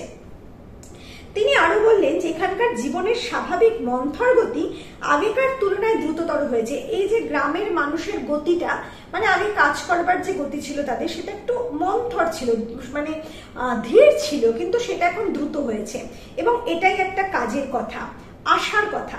বলছে পঞ্চবার্ষিকী পরিকল্পনার ফল সম্বন্ধে যারা সন্দিগ্ধ তাদের সম্মুখে সুবিধে মতো এই দৃষ্টান্তটা তুলে ধরতে হবে ভোটের মরশুমের বক্তৃতায়। একজন এমএলএ 5 বছরের জন্য নির্বাচিত হন এবং 5 বছর পর আবার তার ভোট হয়, আবার যদি ভোটে তিনি জেতেন আবার তিনি তার একই পদে থেকে যাবেন, অথবা যদি হেরে যান নতুন এমএলএ হবে, এটা নিয়ম। এবং এই পঞ্চবার্ষিকী পরিকল্পনা এই 5 বছরের যে তার কার্যকলাপ মানে কাজ তার মধ্যে থাকে, সেখানে তিনি যদি কিছু না করেন এই এমএলএ সাহেব মানে এই এমএলএ চরণ দাস একটা কথা অন্তত বলতে পারবেন যে তার অঞ্চলের মানুষেরা দ্রুত গতি সম্পন্ন হয়েছে, তাদের কাজের গতি আগের থেকে অনেক বেড়েছে, তারা এখন আর কেউ বসে নেই, তারা সবাই এখন কেজো হয়ে উঠেছে, এটা তিনি মনে মনে ভাবছেন। এরপর কি হলো, নিজের জন্মভূমি ও কর্মক্ষেত্রের লোকজনের কাছ থেকে পাওয়া প্রাথমিক অভ্যর্থনা আশানুরূপ না হওয়ায় একটু ভারাক্রান্ত মন নিয়ে তিনি অফিসে ফিরে এলেন। মানে তিনি যা ভেবেছিলেন, যেমনটা আশা করেছিলেন, ভেবেছিলেন যে প্রচন্ড সমাদর পাবেন অথবা গালাগাল খাবেন, কারণ তিনি 4 বছর ধরে আসেন না, কিন্তু কোনোটাই তার ভাগ্যে জুটলো না। তার ভাগ্যে কি জুটলো? একেবারে একটা মানে অবহেলা, যাকে বলে একটা উপেক্ষা, কেউ যেন তাকে পাত্তাই দিতে রাজি নয়, সমাদর তো দূরের কথা, এরকম একটা পরিস্থিতি হবে তিনি কখনো স্বপ্নেও ভাবেননি। এরপর এরকম একটা ভারাক্রান্ত মন নিয়ে তিনি অফিসে ফিরে এলেন। নিজের দুশ্চিন্তার কথাটা মুখ ফুটে বলতে বাধে অফিসের কর্মীদের কাছে। তিনি তার নিজের পজিশনটা, মানে তার যে এখন অবস্থান, সেটা তার নিজের কর্মীদের কাছেও বলতে পারছেন না, কারণ তারাও বিদ্রুপ করবে, ব্যঙ্গ করবে। না বলতেই বুঝে নিয়েছে এসব বিষয়ে বিশেষজ্ঞ লখনলাল আর বাচকান মাহাতো। দুটো নাম আমরা বারবার পাচ্ছি, লখনলাল আর বাচকান মাহাতো। অর্থাৎ ওই যে বলে রাজনৈতিক নেতাদের ডান হাত আর বাম হাত, এই দুজন হচ্ছে ওই এমএলএ সাহেবের ডান হাত আর বাম হাত, এবং তারা অত্যন্ত তীক্ষ্ণ বুদ্ধি সম্পন্ন। তাই এমএলএ সাহেবের পাংশু মুখ দেখে তারা বুঝে নিয়েছে বিষয়টা কি। ঘাবড়াবার দরকার নেই এমএলএ সাহেব, সব অল রাইট হয়ে যাবে। জলখাবার খাওয়ার সময় সবাই মিলে বসে কেমন ভাবে এগুতে হবে তারই একটা প্রোগ্রাম ঠিক করে ফেলতে হবে। আপনি শুধু ওয়ার্কারদের উপর বিশ্বাস রাখুন। ওয়ার্কার বলতে ওয়ার্কার মানে যারা আপনার হয়ে কাজ করবে, তাদের উপর আপনি বিশ্বাস রাখুন, তাহলেই হবে। এদের সব কথা মুখ বুঝে সহ্য করতে হয়। সেকালকার মতো সহকর্মীদের সঙ্গে তিনি ছোলা ভাজা, চিড়ে ভাজা, পেঁয়াজের বড়ার জলখাবার খেতে বসলেন। মানে আগে যখন তিনি এই পার্টি অফিসে বসতেন, তখন যে জলখাবারটা খেতেন সেরকম ভাবে আবার জলযোগ সারছেন। আজ তিনি উদার হস্ত, জলখাবারের খরচটা তাঁরই। আরম্ভ হয়ে গেল ঘোষ গল্পের মধ্যে দিয়ে কাজের কথা। ভোটার ভোটার ভোটার, কেবল ভোটারদের কথা। কটর মটর করে ছোলা চিবুবার শব্দ এই গল্পের সঙ্গে সমানে তাল দিয়ে চলেছে। সাব্যস্ত হয়ে গেল পাবলিক অবুঝ, জনতা খামখেয়ালি, জনসাধারণ নিমখারাম। ভোটারদের তালিকায় যাদের নাম আছে তারা শুধু মানুষ, বাকি সকলে ফাঁকি দিয়ে বেঁচে আছে অন্যায়ভাবে। অতএব এই যে সমগ্র আলোচনাটা পার্টি অফিসে বসে হলো, তার সারাংশ হিসাবে লেখক কি বললেন, যে সবাই মিলে একটা ইতি টানলেন। কি বলে, যে যারা ভোটার অর্থাৎ সাধারণ মানুষ, তারা একেবারেই অবুঝ। তারা এমএলএদের সুবিধা অসুবিধা, তাদের অসহায়তা বলে বুঝতে পারে না। জনতা খামখেয়ালি, জনতা একেবারে বিবেচক নয়, তারা খামখেয়ালি, তারা এখন একভাবে পরক্ষণে আর একভাবে। জনসাধারণ নিমখারাম, তারা একেবারে ভুলে যায় যে এই রাজনৈতিক নেতারা তাদের জন্য কি করেছে। তারা অন্য রাজনীতির দিকে, মানে অন্য রাজনৈতিক দলের দিকে ঢলে পড়ে। ভোটারদের তালিকায় যাদের নাম আছে তারা শুধু মানুষ, বাকি সকলের ফাঁকি দিয়ে বেঁচে আছে অন্যায়ভাবে। অর্থাৎ আমাদের দেশে, আমাদের এই গরিব ভারতবর্ষে বহু মানুষ আছে যাদের ভোটার কার্ড নেই, যারা অত্যন্ত গরিবিয়ানের মধ্যে বাস করছে। এবং এই আলোচনার মধ্যে এটা উঠে এলো যে মানুষগুলোর ভোটার কার্ড নেই তারা ভারতবর্ষে একেবারেই মানুষ বলে বিবেচিত নয়, শুধুমাত্র তারাই মানুষ যাদের ভোটার কার্ড আছে। এটাই হলো তাদের মুখ্য আলোচনার ইতিবাচক বিষয়। এরপর কি হলো, স্ত্রী ভোটারদের লখনলালজি বলে ভোটারি। এই ভোটারিদের নিয়ে তুমুল মতদ্বৈধ বাঁধলো লখনলাল আর বাচকান মাহাতার মধ্যে। বোঝা গেল জনসম্পর্ক বাড়াবার কার্যপ্রণালী স্থির করবার পথেও বাধা প্রচুর। এই অংশে বোঝা যাচ্ছে যে দুজনের মধ্যে মতবিরোধ, অর্থাৎ লখনলালজি এবং বাচকান মাহাতো দুজনেই একই রাজনৈতিক দলের কর্মী এবং একই এমএলএ সাহেবের অধস্তন কর্মচারী, কিন্তু তবুও এদের মধ্যে একটা লড়াই। অতএব তৎকালীন সময় থেকে যে একই রাজনৈতিক দলের মধ্যে ভেতরে ভেতরে একটা লড়াই শুরু হয়েছিল, ভাঙন শুরু হয়েছিল, রাজনৈতিক দলগুলো যে আস্তে আস্তে ভেঙে যাচ্ছিল, সেটা তখনকার মানে সেই থেকেই কিন্তু বীজ বপনের কাজটা শুরু হয়েছিল। এবং আজ যার ফলস্বরূপ আমরা কি ঘটছে রাজনীতিতে সেটা দেখতেই পাচ্ছি। এরপর কি হলো, এমএলএ সাহেবের ধৈর্যের পুঁজি আরো তার চেয়েও বেশি। কথার মোড় ঘোরাবার জন্য তিনি বললেন, মোষের গলার ঘন্টারই আওয়াজটা শুনতে আমার খুব ভালো লাগে।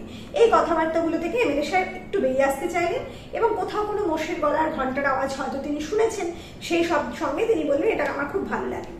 বহু বড় বড় আবিষ্কারের সূচনা ঘটেছিল দৈবক্রমে। এখানকার ভোটারিদের মনের চাবিকাঠির সন্ধানও পাওয়া গেল এই অবান্তর প্রসঙ্গের মধ্যে দিয়ে। মোষের গলার ঘন্টার আওয়াজ বলছেন কি আপনি? 10 বছর রাজধানীতে থেকে আপনি একেবারে পরদেশী হয়ে গিয়েছেন। এই যে কাঁসার ঘন্টার শব্দ, ভালো করে শুনুন, বুঝতে পারছেন না?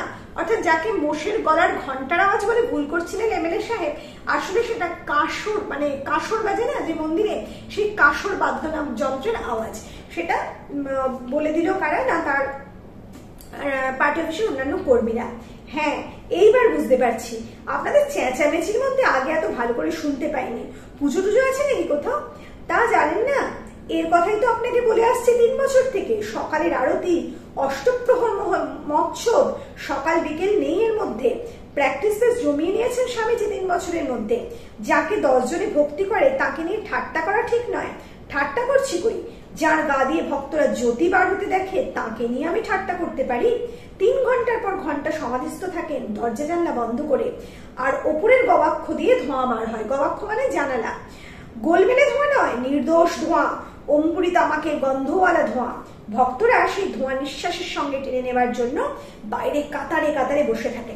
অর্থাৎ এই যে পার্টি অফিসের কর্মীদের মধ্যে একটা কথোপকথন, সেই কথোপকথনের মধ্যে দিয়ে আমরা সেই গুরুজির কথা বুঝতে পারলাম।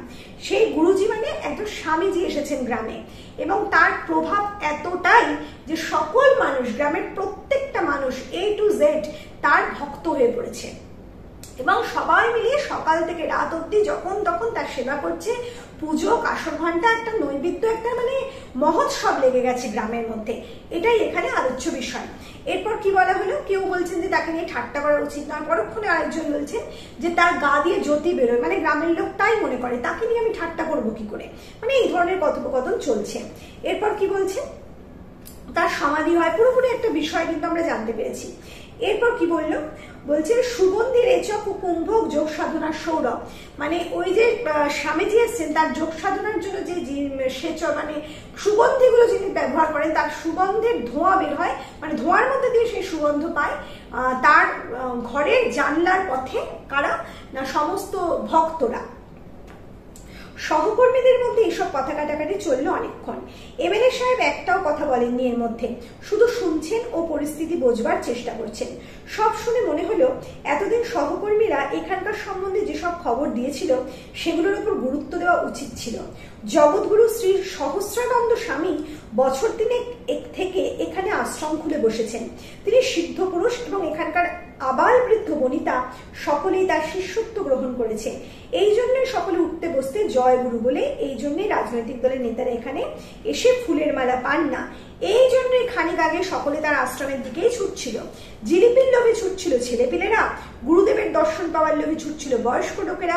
আশ্রমের দুপুরে ধর্মগ্রন্থ পাঠ হয়, আর সন্ধেবেলায় হয় কীর্তন। স্বামীজি নিজের সাধন ভজন নিয়ে থাকেন। তিনি ফলমূল ছাড়া আর কিছুই খান না এবং টাকা পয়সা স্পর্শ করেন না। তার নামে সবাই পাগল এবং তার জন্য প্রাণ দিতে পারেন না এমন লোক এখানে নেই। তিনি ছুঁড়ে রোগ সেরে যায়, তার বাকসিদ্ধির খ্যাতি অন্য জেলাতেও নাকি পৌঁছেছে।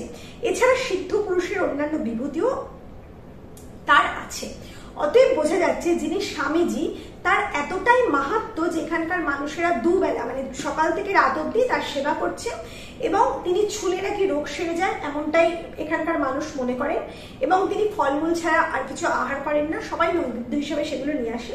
এই সমস্ত কিছু দেখে এবং শুনে এমএলএ সাহেব এবার বুঝছেন যে 3 বছর ধরে এখানকার কর্মীরা তাকে যে কথা বলে আসছিল যে এখানকার রাজনৈতিক নেতারা বা দলীয় রাজনৈতিক বড় মানুষেরা যখন গ্রামের মানুষের ঘরে যান তখন তারা একটা গাঁদার মালাও দিয়ে তাকে অভ্যর্থনা করে না।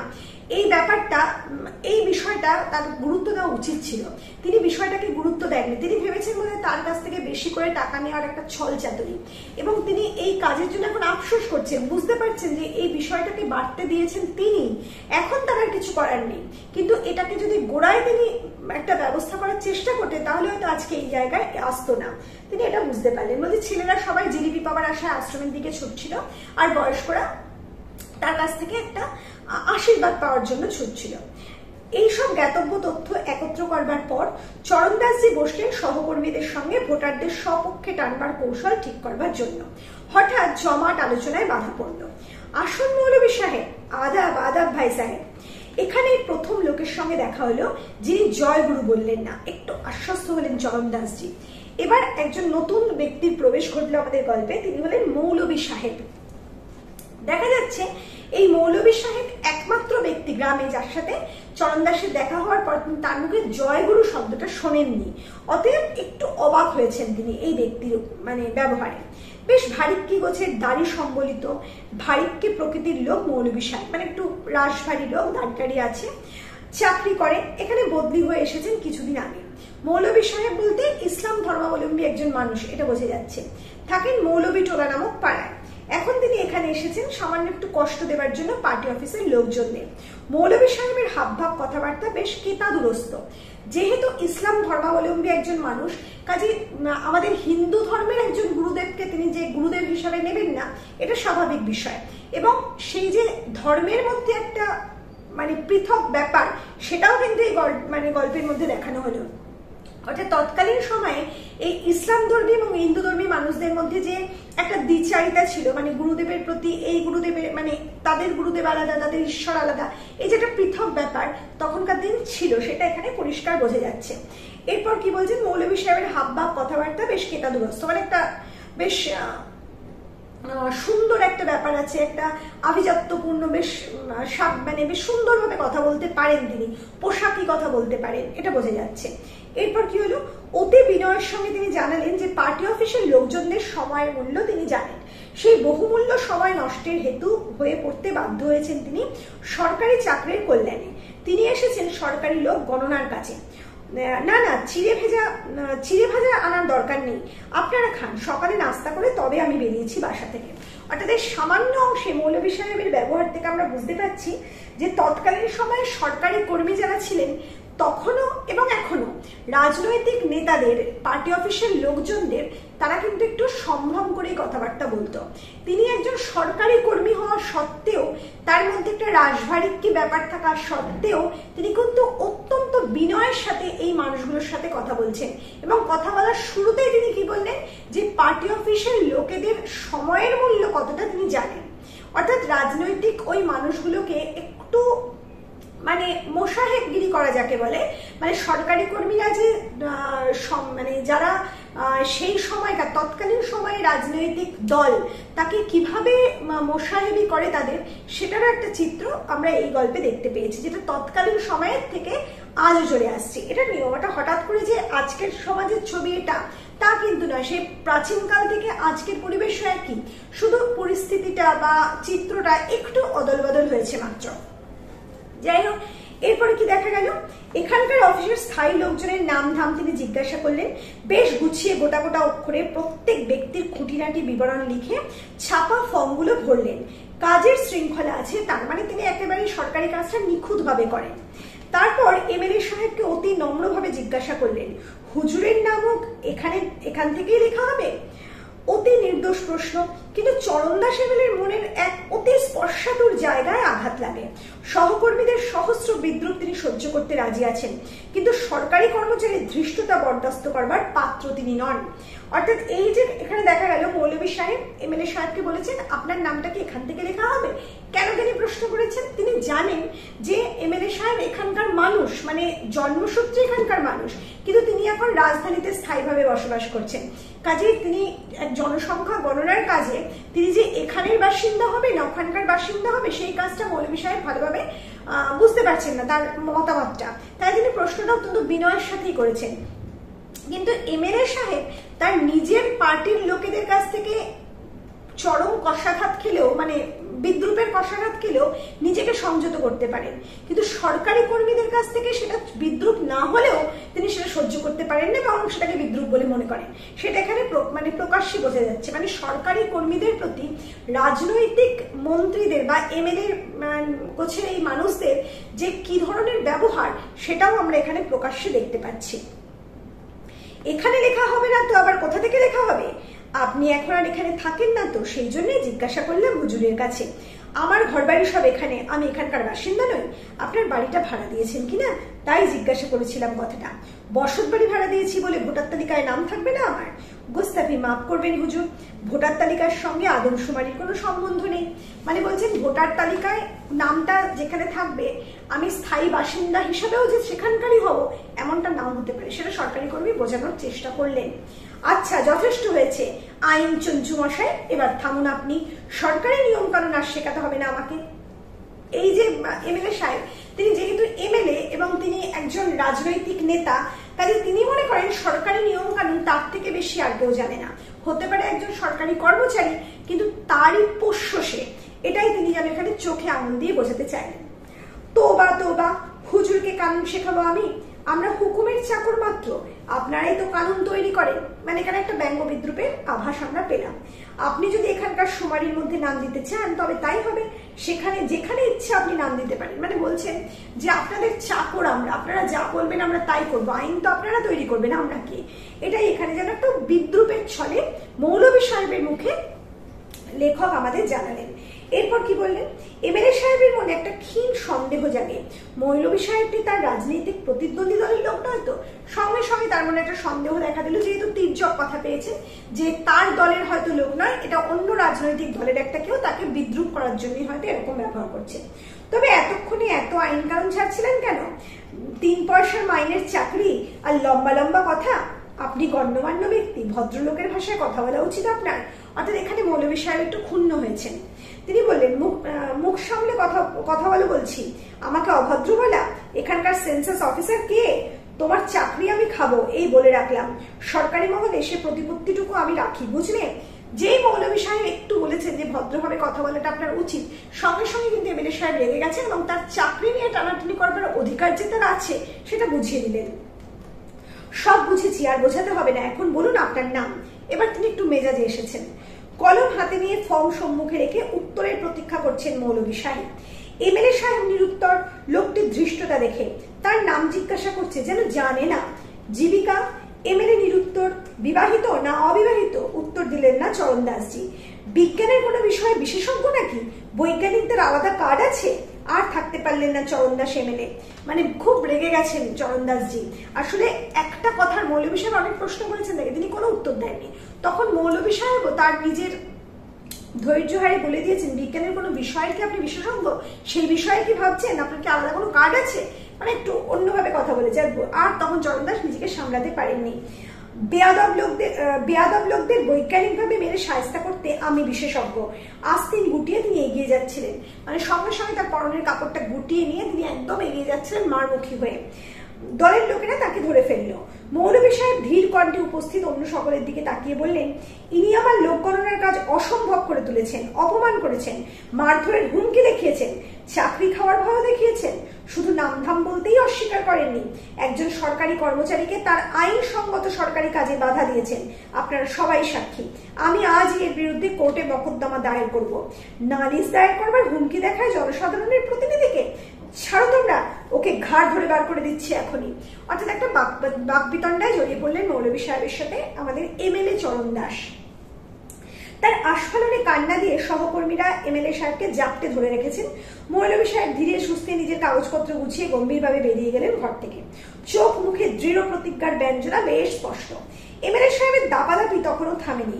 ঘরের মধ্যে থেকেই তিনি চিৎকার করছেন, ভেবেছেন আমি আপনাকে চিনিনি, পুলিশে খবর দেবো আমিও। মানে তিনি একটা ভয়ও পাচ্ছেন ভেতরে ভেতরে। আসলে এই রাজনৈতিক নেতারা যখনই একটা ভয়ের আভাস পান, মানে নিজেদের বিপদের একটা গন্ধ পান, তখনই কিন্তু এরা রেগে যান এবং সঙ্গে সঙ্গে আস্ফালন শুরু করেন। এটাই আমাদের কটাক্ষ করে বোঝাতে চাইলেন গল্পকার সতীনাথ ভাদুড়ী। লখনলাল বলে, করছেন কি আপনি এমএলএ সাহাব? সামান্য ব্যাপার নিয়ে এত মেজাজ দেখাচ্ছেন, ভোটারেরা মনে করবে কি? দু একটা চিন্তার রেখা যেন পড়লো তার কপালে।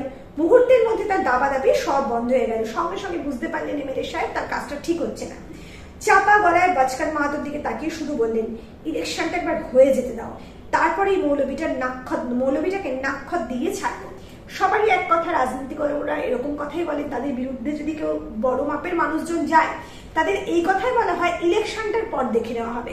কারণ কি, ইলেকশনের আগে যদি তার বিরুদ্ধে কোনো কিছু করা হয়, তাহলে তার যারা ভোটার, মানে সাধারণ মানুষ, তারা হয়তো বিরুদ্ধাচরণ করতে পারে।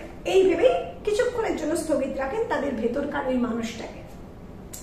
এরপর কি হলো? তারপর আবার সকলে নিজেদের মধ্যে পরামর্শ করতে বসলেন ভোটারদের মন পাওয়ার আশু উপায় সম্বন্ধে। আলোচনা যেখানে স্থগিত করা হয়েছিল ঠিক তারপর থেকে আরম্ভ হলো, অর্থাৎ গুরুদেবের প্রসঙ্গ থেকে। সর্বাধিসম্মতভাবে স্থির হয়ে গেল যে স্লোগান পাল্টাতে হবে, স্বামী সহস্রানন্দকে লক্ষ্য করে এগোতে হবে অতি সতর্কতার সঙ্গে। অর্থাৎ এই যে এতক্ষণ ধরে এমএলএ সাহেবের জয় বলা হচ্ছিল, সেই স্লোগানটা বদলাতে হবে। এখন গুরুদেবের জয় গানটা গাইতে হবে, এটাই বলতে চাইলেন। এইবার স্নানাহারের জন্য উঠতে হয়। লখনলাল যে জয়ধ্বনি দিল, বলো একবার গুরুচরণ দাসজি কি জয়। মানে এই মাত্র আমি যেটা বললাম, সব অল রাইট হয়ে যাবে, ডোন্ট ঘাবড়াও গুরুচরণ দাসজি। মানে তিনি আধা হিন্দি আধা বাংলায় বললেন এবং আধা ইংরেজিতে বললেন, সবকিছু ঠিক হয়ে যাবে, ঘাবড়িও না। বিকেলের দিকে এমএলএ সাহেব, লখনলাল আর বাচকান মাহাতো ফল মূল প্যারা সন্দেশের ভেট নিয়ে, ভেট তোমরা কি জানো এতদিনে বুঝে গেছো, উপঢৌকন যাকে বলে, খালি গায়ে খালি পায়ে গিয়ে হাজির জগৎগুরু শ্রী সহস্রানন্দের আশ্রমে। আজ বোধহয় আশ্রমে কোনো এক বিশেষ পর্বের দিন। গেটের দুই পাশে কলা গাছ পোতা হয়েছে, সম্মুখে রাস্তা, কম্পাউন্ড, বারান্দা, লোকে লোকারণ্য, ভক্ত, স্ত্রী, পুরুষ, বালক, বালিকা, দর্শক প্রার্থীর ভিড় ঠেলে ঠেলে ভিতরে ঢোকা শক্ত। কিন্তু আনন্দ উৎসবের দিনে লোকজনের এই প্রাণবন্ত লীলা চাঞ্চল্য এখানে অনুপস্থিত। মানে একটা উৎসবের দিনে যেরকম একটা প্রাণবন্ত ব্যাপার দেখা যায়, যে একটা উৎসবের পরিবেশ দেখা যায়, সেটা কিন্তু দেখা যাচ্ছে না। সমস্তটা একটা থমথমে পরিবেশ। বলছে গুরুদেবের সাধন ভজনের ব্যাঘাত হবে বলে কি এখানে কথাবার্তা বলা বারণ? প্রশ্ন ভরা চাউনি নিয়ে এমএলএ সাহেব তাকালেন নিজের সঙ্গীদের দিকে। লক্ষণলালজিও তারই মতো বিস্মিত হয়েছে, অর্থাৎ অবাক তারা সকলেই। তার কাছেও জিনিসটা অপ্রত্যাশিত। অঘটন কিছু ঘটল নাকি? বিষাদের ছায়া? স্বামীজি কি হঠাৎ অসুস্থ হয়ে পড়লেন? সকলের মুখ চোখে উৎকণ্ঠার ছাপ কেন? আজকে এখানে আসাই বুঝি ব্যর্থ হলো? এখানকার প্রাপ্তবয়স্করা সকলেই যে যার ভোটার, সকলেই তার পরিচিত, তারাও নিশ্চয়ই তাকে চেনে। কারোর মুখে পরিচিতির সাড়া নেই। কিছু জানবার কৌতূহলটুকুও যেন এরা হারিয়েছেন। এরকম পীঠস্থানে কারো কাছ থেকে কোনো রকম সম্মান পাবার আশা নিয়ে আসেননি। তবু হেসে কাউকে কিছু জিজ্ঞাসা করলে নিরুত্তর থেকে শুধু ড্যাব ড্যাব করে তাকানো, এই জিনিস তার কল্পনারও বাইরে। অর্থাৎ চরণদাসজি সব চেনা মুখগুলোর দিকে তাকাচ্ছেন, কিছু জিজ্ঞেস করছেন, কেউ উত্তর দিচ্ছে না, কেউ কোনো কথা বলছে না, সবাই ড্যাব ড্যাব করে তাকিয়ে আছে। সম্মুখের এই ভদ্রলোকের মেজ ছেলেটা তার চেষ্টাতেই গত বছর মেডিকেল কলেজে ভর্তি হতে পেরেছে। মানে একজন ভদ্রলোকের কথা বলছেন, যে এমএলএ সাহেবের চেষ্টাতেই তার মেজ ছেলে মেডিকেল কলেজে ভর্তি হয়েছিল। পাশে এই যে লোকটা মাথায় হাত দিয়ে বসে রয়েছে, একে 2 বছর আগে তিনি কন্ট্রোলের গমের দোকান পাইয়ে দিয়েছিলেন। মানে প্রত্যেকেই তার শুভাকাঙ্ক্ষী হওয়া উচিত ছিল, এমনটা তিনি মনে করছেন। যারা চোখ বুঝে হাত জোর করে বসে রয়েছে তারা না হয় দেখতে পাচ্ছে না, কিন্তু এরা তো দেখতে পাচ্ছে তাকে। দেখেও না দেখার ভান করছে কেন এরা? লোক চড়িয়েই খান তিনি। রাজনীতির জীবনে বহু লোকের সংস্পর্শে তাকে আসতে হয় প্রত্যহ। কেউ হাঁ করবার আগে তিনি বুঝে যান লোকটা কি বলবে। কিন্তু এখানকার এতগুলো ভোটারের হঠাৎ কি হলো, সেইটা বিন্দুমাত্র আজ করতে পারছেন না তিনি। মানে একজন রাজনৈতিক এমএলএ এতদিন ধরে, এত বছর ধরে রাজনীতি করে তিনি বুঝতে পারেন যে কোন মানুষটা কি বলতে চায়। কিন্তু আজকের এই পরিস্থিতিতে যে কি মানুষগুলো ভেতরে ভেতরে কি ভাবছে, কেন এরকম স্তব্ধতা, কিছুই অনুধাবন করতে পারছে না চরণদাস। একটা আচমকা আঘাতে এরা সকলে যেন থ হয়ে গিয়েছে। নইলে এরাও তো দেখা যাচ্ছে তারই মতো ফলমূল মিষ্টির থালা সাজিয়ে এনেছিল। কারো কারো হাতে আবার টিফিন কেরিয়ার, রান্না করা জিনিস নাকি ওর মধ্যে। স্বামীজি তো শুধু ফলমূল খান, ওগুলো বোধহয় তাহলে তার সঙ্গীদের জন্য। অবস্থা প্রতিকূল দেখে পিছপা হবার লোক তিনি নন। চোখ বুজে দরাজ গলায় জয় গুরুদেব বলে চেঁচিয়ে উঠে সম্মুখের ঘরের বন্ধ দরজার দিকে সাষ্টাঙ্গে প্রণাম করলেন। সমবেত ভক্তবৃন্দ চমকে উঠে তাকিয়ে দেখলো। আচম্বিত দৈববাণী বলে বোধহয় এখানকার ঝিমিয়ে পড়া পরিবেশ একরকম ভাবে হঠাৎ জেগে উঠতে পারত। মুখ ভক্তবৃন্দ হঠাৎ যেন তাদের কণ্ঠস্বর আর মনের বল ফিরে পেল। সমবেত কণ্ঠস্বরে গুরুদেবের জয়ধ্বনিতে আকাশ বাতাস কাঁপিয়ে তুলল। ভোটারীদের মিহি গলা সুর মেলাচ্ছে ভোটারদের মোটা গলার সঙ্গে। জনতার উৎসাহ, উদ্দীপনা, আবেশ লাগা এক সামূহিক কণ্ঠস্বর এমএলএ সাহেবের অতি পরিচিত। এমএলএ সাহেব খুব বিচক্ষণ মানুষ। তিনি বুঝতে পারছেন যে সবাই তারই মতো গুরুদেবের কাছে এসেছে, ভেট নিয়ে এসেছে, কিন্তু কিছু একটা ঘটেছে যার জন্য সবাই চুপ হয়ে আছে। কিন্তু গুরুদেবের প্রতি যে সবাই শ্রদ্ধাশীল সেটা তিনি বুঝতে পারছেন, তার রাজনৈতিক অভিজ্ঞতা থেকে তার মনে হয়েছে। এবং তিনি তার বুদ্ধিটা খাটালেন এবং তিনি সকলের মধ্যে থেকে হঠাৎ জয় গুরু বলে চিৎকার করে উঠলেন, গুরুদেবের উদ্দেশ্যে চিৎকার করলেন এবং সাষ্টাঙ্গে তার বন্ধ দরজায় প্রণাম ঠুকলেন। সঙ্গে সঙ্গে যেন একটা ম্যাজিক ঘটে গেল। যারা সেখানে উপস্থিত ছিল, যারা তার দিকে তাকাচ্ছিল না, তারা সবাই সমবেত কণ্ঠে তার সঙ্গে গলা মেলালেন, স্ত্রী পুরুষ সবাই। এবং একটা অদ্ভুত রকম যেন একটা দৈব শক্তির মতোই একটা আওয়াজ বেরোলো, এরকম একটা মনে হয়েছে উপস্থিত সকলে। নিদারুণ সংকটে কিং কর্তব্য বিমূঢ় ভক্তবৃন্দ হঠাৎ একটা আঁকড়ে ধরবার মতো ধ্বনির আশ্রয় পেয়ে বর্তে গিয়েছে। সবাই এতক্ষণ কিং কর্তব্য বিমূঢ় হয়েছিল, মানে এমন কিছু একটা ঘটেছে যার জন্য কেউ ভেবে পাচ্ছিল না কি করবে। হঠাৎ যেন যখন এমএলএ সাহেব জয় গুরুদেব বলে একটা সাষ্টাঙ্গে প্রণাম করেছে, তারা হঠাৎ একটা বল ভরসা পেল, যেন তাদের নেতা এসে গেছে, এমন একটা অবস্থা। পবন অনুকূল, এতক্ষণ প্রতিকূল পরিবেশ অনুভব করছিলেন, হঠাৎ মনে হলো পবন অনুকূল, মানে বাতাস যেন অনুকূলে বইছে, তার দিকেই বইছে। ভক্তবৃন্দের সশ্রদ্ধ সপ্রশংস দৃষ্টি চরণদাসজি অনুভব করতে পারছেন তার সর্বশরীরে। বিমল আনন্দের উদ্ভাস লেগেছে তার মুখমণ্ডলে। এতক্ষণে তিনি চোখ খুললেন। সত্যি সবাই তার দিকে এক দৃষ্টি তাকিয়ে সেই দৃষ্টিতে পরিচিতির আভাস আবার জেগেছে। সকলে যেন এতক্ষণে চিনতে পারলো তাকে, এখানকার মহামান্য ইএমএলএ সাহাব বলে। তাদের গোষ্ঠীরই একজন, গুরু ভাই, আপনার জন। তারা এমএলএ সাহেবকে চিনতে পেরেছে, মানে তাদের এমএলএ সাহেবকে চিনতে পেরেছে, কিন্তু কি বলে? তাদের গুরু ভাই বলে। মানে যখন তিনি একজন গুরুদেবের শিষ্য হয়ে উঠেছেন তখন সবাই তাকে আপন করে নিয়েছে। আসলে এমএলএ সাহেব থাকতেন রাজধানী শহরে, তিনি গুরুদেবের সম্মুখে কখনো আসেননি, গুরুদেবের কাছে কখনো নিজেকে প্রমাণ করার জন্য যাননি যে তিনি শিষ্য। আজকে যখন গুরুদেবকে তিনিও গুরুদেব বলে মেনেছেন, তখন গ্রামের লোক বুঝেছে এরাও আমার গুরু ভাই। এই যে একটা বোঝাপড়া, তখনই তাকে আবার কাছে টেনে নেওয়ার ব্যাপারটা এসে গেল। চরণদাসজি বললেন, জয় গুরু। মেডিকেল কলেজের ছাত্রটির পিতা জয় গুরু বলে প্রত্যাভিবাদন করে আরো কাছে ঘেসে এলেন তার সঙ্গে কথা বলবার জন্য। চরণদাসজিরা প্রোগ্রাম করেছিলেন যেখানে এসেই নাটকীয় ভাবে সহস্রানন্দ স্বামীর পা জড়িয়ে ধরলেন, কিন্তু এখানে পৌঁছবার পর স্বামীজির ঘরের দরজা বন্ধ দেখে হতাশ হয়েছিলেন। এখন আবার মনের বল ফিরে পেয়েছেন। ভদ্রলোকটি এমএলএ সাহেবকে বললেন, ফলমূল মিষ্টিগুলো আপনি সম্মুখের বারান্দায় রেখে দিন, কোনো জিনিস গোলমাল হবে না, আপনি নিশ্চিন্তে থাকুন সে বিষয়ে। দর্শন পাওয়া যাবে না এখন? সন্দেহ কথা আছে এর মধ্যে, শোনেননি আপনি এখনো? না তো।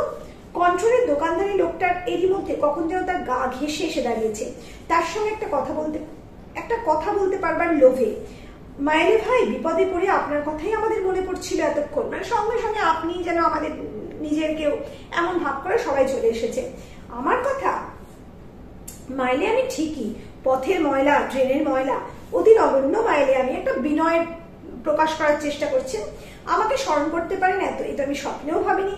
এখন আদেশ করুন। সামান্য কাঠবিড়ালিও শ্রীরামচন্দ্রকে সাহায্য করার চেষ্টা করেছিলেন, এই নগণ্য মাইলেও যথাসাধ্য চেষ্টা ত্রুটি করবেন না।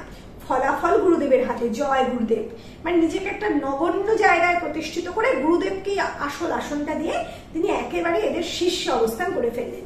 মানে এই যে আচরণ, এটা থেকে আমরা পরিষ্কার বুঝতে পারছি যে রাজনৈতিক নেতারা কতটা চতুর হয়। তারা সাধারণের যে আসল যে জায়গাটা, মানে নরম যে জায়গাটা, যে কোমল জায়গাটা, কোমল অনুভূতিটুকু, যে একটা স্পর্শকাতর ব্যাপারটা, সেটা বুঝতে পারে এবং সেই স্পর্শকাতর বিষয়টাতেই তারা আগে আঘাত করে না। মানে সেই স্পর্শকাতর বিষয়টাতেই তারা আগে থাবা বসায়। মানে সেই স্পর্শকাতর বিষয়টার মধ্যে দিয়ে সেই জনগণের কাছে তারা আবার নেতা হয়ে ওঠে। মানে তারা সেই বুঝতে পারে যে এই ধর্মের বিষয়টাই আসল। এটাই যেন এখানে এই অংশে লেখক বোঝাতে চাইলেন। তারপর মাইলে ভাই এদের মুখে সব শুনলেন। উৎকট পরিস্থিতি, সমূহ বিপদ, একটা বিপদের গন্ধ লেখক আমাদের দিলেন, কিন্তু এখনো আমাদের পাঠকদের জানাননি বিপদটা কি। এরপর কি হলো সব বুঝি যায়। ত্রিভুবন রসাতলে গেল বুঝি এইবার। তার দরকার নেই, দরকার আমাদের। নিজেদের প্রয়োজনেই আমরা ভগবানকে আঁকড়ে থাকি। নবরূপ নিয়েছেন বলেই কি আমরা ভগবানকে নিয়ে যা নয় তাই করতে পারি? আমাদের চোখের সম্মুখে ভগবানকে টেনে পাকে ফেলা হবে আর আমরা তাই পুটপুট করে তাকিয়ে দেখবো কেবল? যশ, মান, ধর্ম, ভালো মন্দ সবকিছুরই ভার মাইলে ভাইয়ের হাতে সঁপে দিয়ে ভেবেছিলাম 5 বছরের জন্য নিশ্চিন্ত থাকবো। কিন্তু আপনি আমাদের মধ্যে থাকতে এখানে কি অনর্থ? সংকটে পড়লে আমরা সকলে গুরুদেবের শরণ নিতে অভ্যস্ত। একমাত্র সেইখানেই প্রাণ খুলে নিজের কথা বলা যায়, বলে বুকের বোঝে হালকা করা যায়। তারপর তার আদেশ মতো চলে বিপদ কাটিয়ে উঠতে পারা যায়। কিন্তু এসব ক্ষেত্রে কি উপায়? যে উপায় নেই এ কথা যে তার কাছে তুলতে বাধে, গুরুদেবের কাছে কিছু বলতে বাধা উচিত নয়, তবু বাধে। দুর্বল মানুষ আমরা। অবশ্য তিনি জানতে পারেন সব, হয়তো তিনিই আমাদের দিয়ে কথা আপনাকে বলাচ্ছেন। নিদ্রায় জাগরণে সবসময় যে তার সতর্ক দৃষ্টি রয়েছে আমাদের উপর। এই কৃপাটুকু না থাকলে কি আমরা বাঁচি? আপনি তো শুধু এখানকার মাইলে নন, আপনি যে ব্যথার ব্যথী, আপনি যে ভক্ত লোক, সে কথা আর কে জানে না দাদা।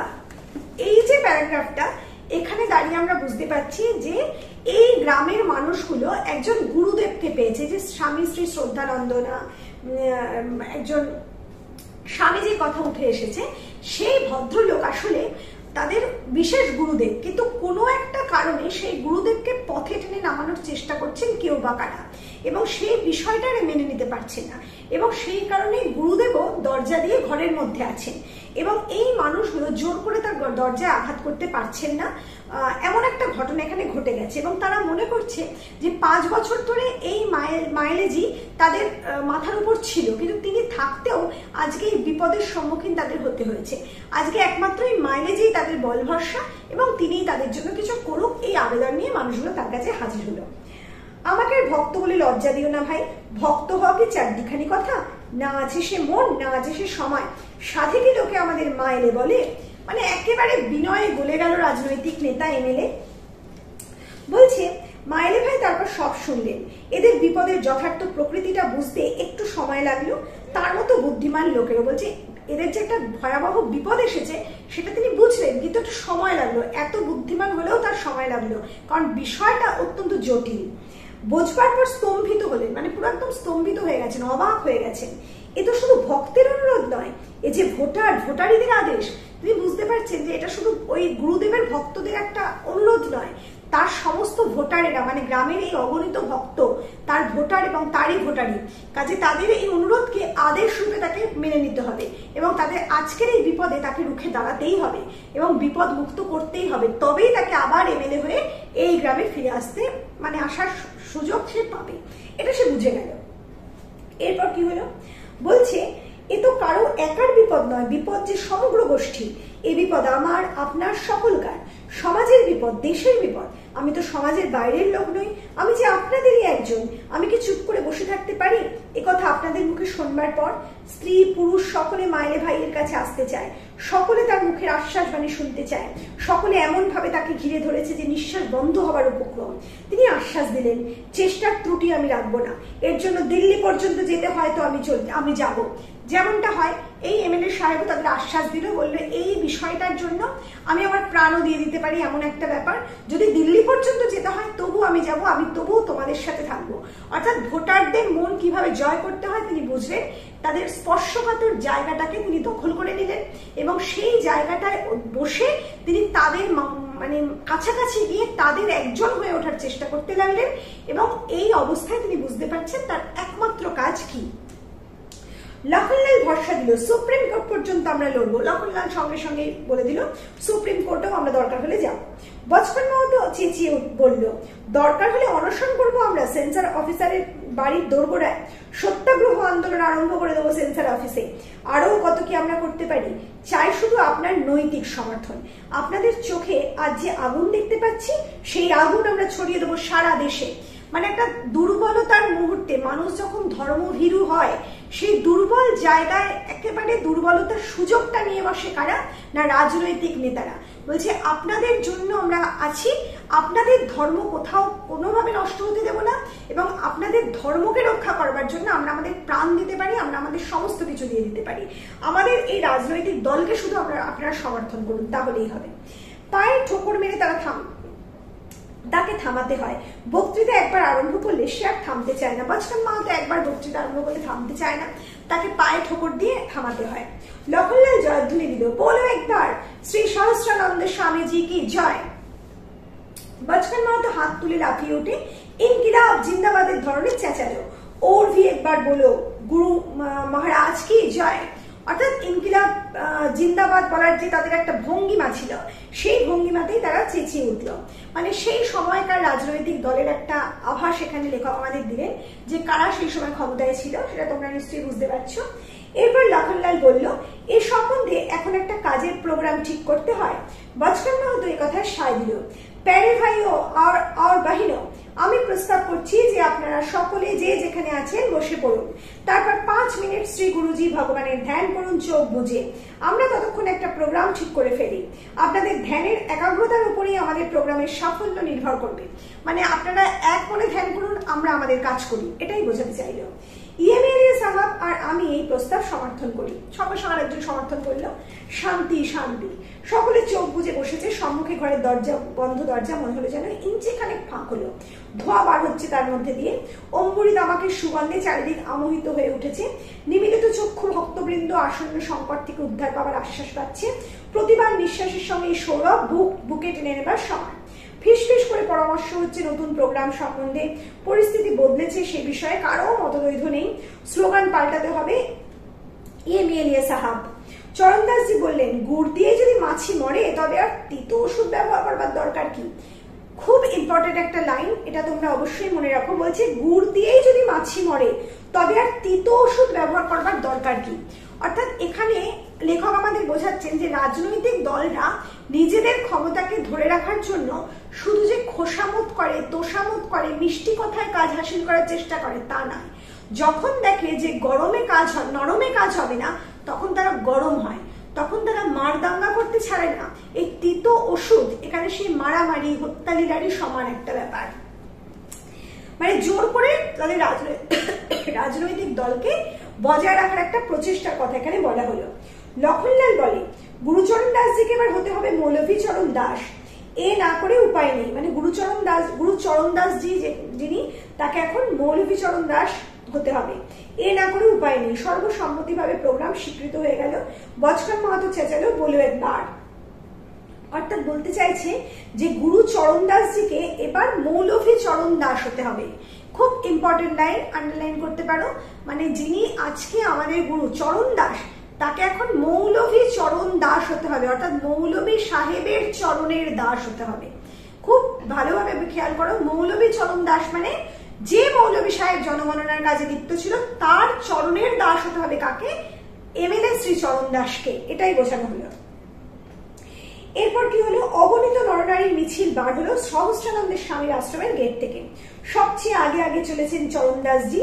সকলেই চিন্তা ভারাক্রান্ত, একেবারে সকল মানুষকে, সকল গ্রামের মানুষকে তাদের দুর্বল মুহূর্তটুকু জেনে নিয়ে, তাদের দুর্বল জায়গাটুকু জেনে নিয়ে, তাদের একেবারে সঙ্গী করে নিয়ে রাজনৈতিক নেতা তার রাজনৈতিক চালে তার একেবারে জনসমাবেশ তৈরি করে একটা মিছিল করে বেরিয়ে পড়ল। শুধু লক্ষণলালজি ও বচকান মাহাতো বাদী, তাদের আশ্বাস কেউ নিশ্চিন্ত হতে পারছে না। তাই সকলে গুরুদেবের নাম স্মরণ করতে চলেছে। এই সংসার তার ইচ্ছে ছাড়া কিছু হবার উপায় নেই। আর ভরসা মাইলে ভাইয়া, মাইলেদা বলছে এখন একমাত্র গুরুদেব যা চাইবেন সেটাই হবে। তারা বুঝতে পেরেছে গুরুদেব যদি চান তাদের ইচ্ছা পূরণ হবে। আর এই কাজে তাদের সাহায্য করবার জন্য গুরুদেবেরই আদেশে হয়তো মাইলেজিকে তারা পেয়েছে, এবং গুরুদেবই হয়তো চেয়েছে মাইলেজি তাদের কাজটা সম্পন্ন করে দিন। মাইলে ভাইয়া নিজে কিন্তু মোটেই ভরসা পাচ্ছেন না।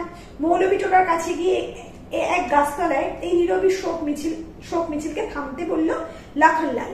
মানে মৌলভী সাহেব যে টোলের কাছে থাকতেন, সেখানে একটা গাছতলায় গিয়ে লক্ষণলাল মিছিলটা থামিয়ে দিল। এখান থেকে ইএমএলএ সাহেব একাই যাবেন সেই বদ মৌলভীটার বাড়িতে, মানে একা যেতে হবে। প্যারে ভাইও আর বহিনো, মায়েজির উদ্দেশ্য যাতে সফল হয় সেজন্য আসুন আমরা সকলে মিলে ততক্ষণ এই গাছতলায় বসে গুরুদেবের নাম জপ করি। জয় গুরু, জয় গুরু। মাইলেজি আর দেরি করবেন না আপনি। বহু রকম বিষয়ে তদবির এমএলএ সাহেব জীবনে করেছেন, কিন্তু এ বড় কঠিন ঠাঁই, খুব সাংঘাতিক একটা বিষয়। এতদিন বহু মানুষের তদবির করেছেন তিনি, মানে তার এই রাজনৈতিক পদটা পাবার জন্য তিনি ছোট থেকে, মানে সেই প্রথম দিন থেকে রাজনৈতিক একজন কর্মী থেকে আজ পর্যন্ত বহু তদবির করেছেন, বহু মানুষকে তোষামত করেছেন।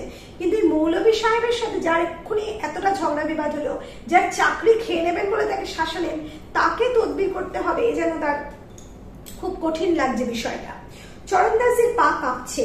হাই কমান্ডের নাম স্মরণ করেও মনে বল পাচ্ছেন না তিনি।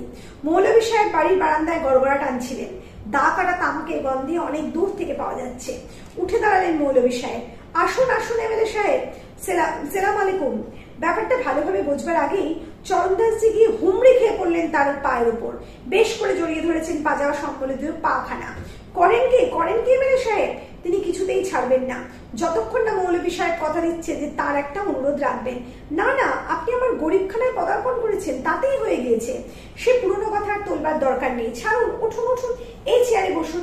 না না, আপনি আগে কথা দেন। বলছি তো, আপনি এসেছেন, এই যথেষ্ট, আর মাপ চাইতে হবে না।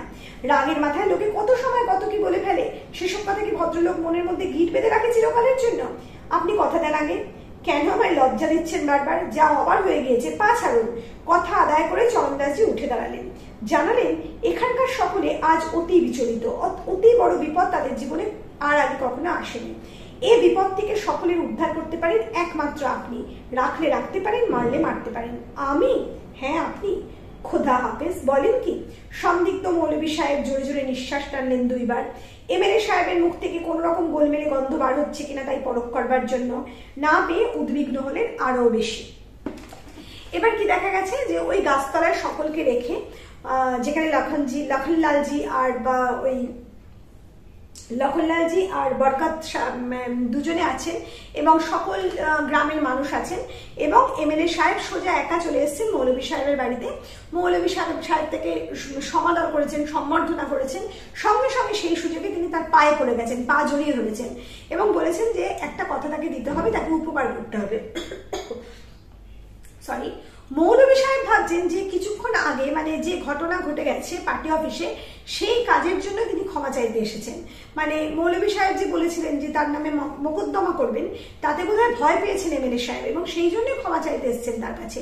এবং তাই তিনি বলছেন, আরে মানুষ রাগের মাথায় অনেক কিছু বলে, আপনি উঠুন, এটা আমি ভুলে গেছি সবকিছু, আপনিও ভুলে যান। কিন্তু এমএলএ সাহেব কিছুতেই ছাড়বেন না, বলছেন একটা বিপদে পড়েছে এখানকার মানুষ এবং আপনি তাদের রাখতে পারেন, চাইলে আপনি তাদের মারতে পারেন। সরি। এবার মৌলভী সাহেব অবাক হয়েছেন, বলছেন কি ব্যাপার বলুন। এতক্ষণে চরণদাস যে আসল কাজের কথাটা পারলেন। গলার স্বর কাঁপছে, মৌলভী সাহেবের বিবেকে বাঁধতে পারে সেইটাই তার আসল ভয়। মানে মৌলভী সাহেব নিজের বিবেকের দংশনে এই কাজটা নাও করতে পারেন, কিন্তু এই কাজটা যদি মৌলভী সাহেব না করেন তাহলে আজকে যে মানুষগুলো তাকে মাথায় তুলেছে এক নিমেষে তাকে ছুঁড়ে ফেলে দেবে এবং তার এমএলএ হবার পরবর্তী আশাটা একেবারে গেল। এটা তিনি বুঝতে পারছেন, তাই তার গলা কাঁপছে। মৌলভী সাহেব আজ সকালে আপনি স্বামী সহস্রানন্দের আশ্রমে গিয়েছিলেন লোক গণনার কাজে, সেই সম্বন্ধেই কথাটা। সেখানে আশ্রমের বাসিন্দাদের গণবার সময় স্বামীজিকেও গুনে ফেলেছেন। আপনার ফাইলে মানুষদের মধ্যে থেকে তার নামটা কেটে দিতে হবে। তিনি তো মানুষ নন, তিনি যে দেবতা, তিনি যে ভগবান। এরপর কি ঘটলো? মৌলভী সাহেবের অন্যমনস্কভাবে দাড়ি চুলকানো হঠাৎ বন্ধ হয়ে গেল। এখানেই গল্পের শেষ।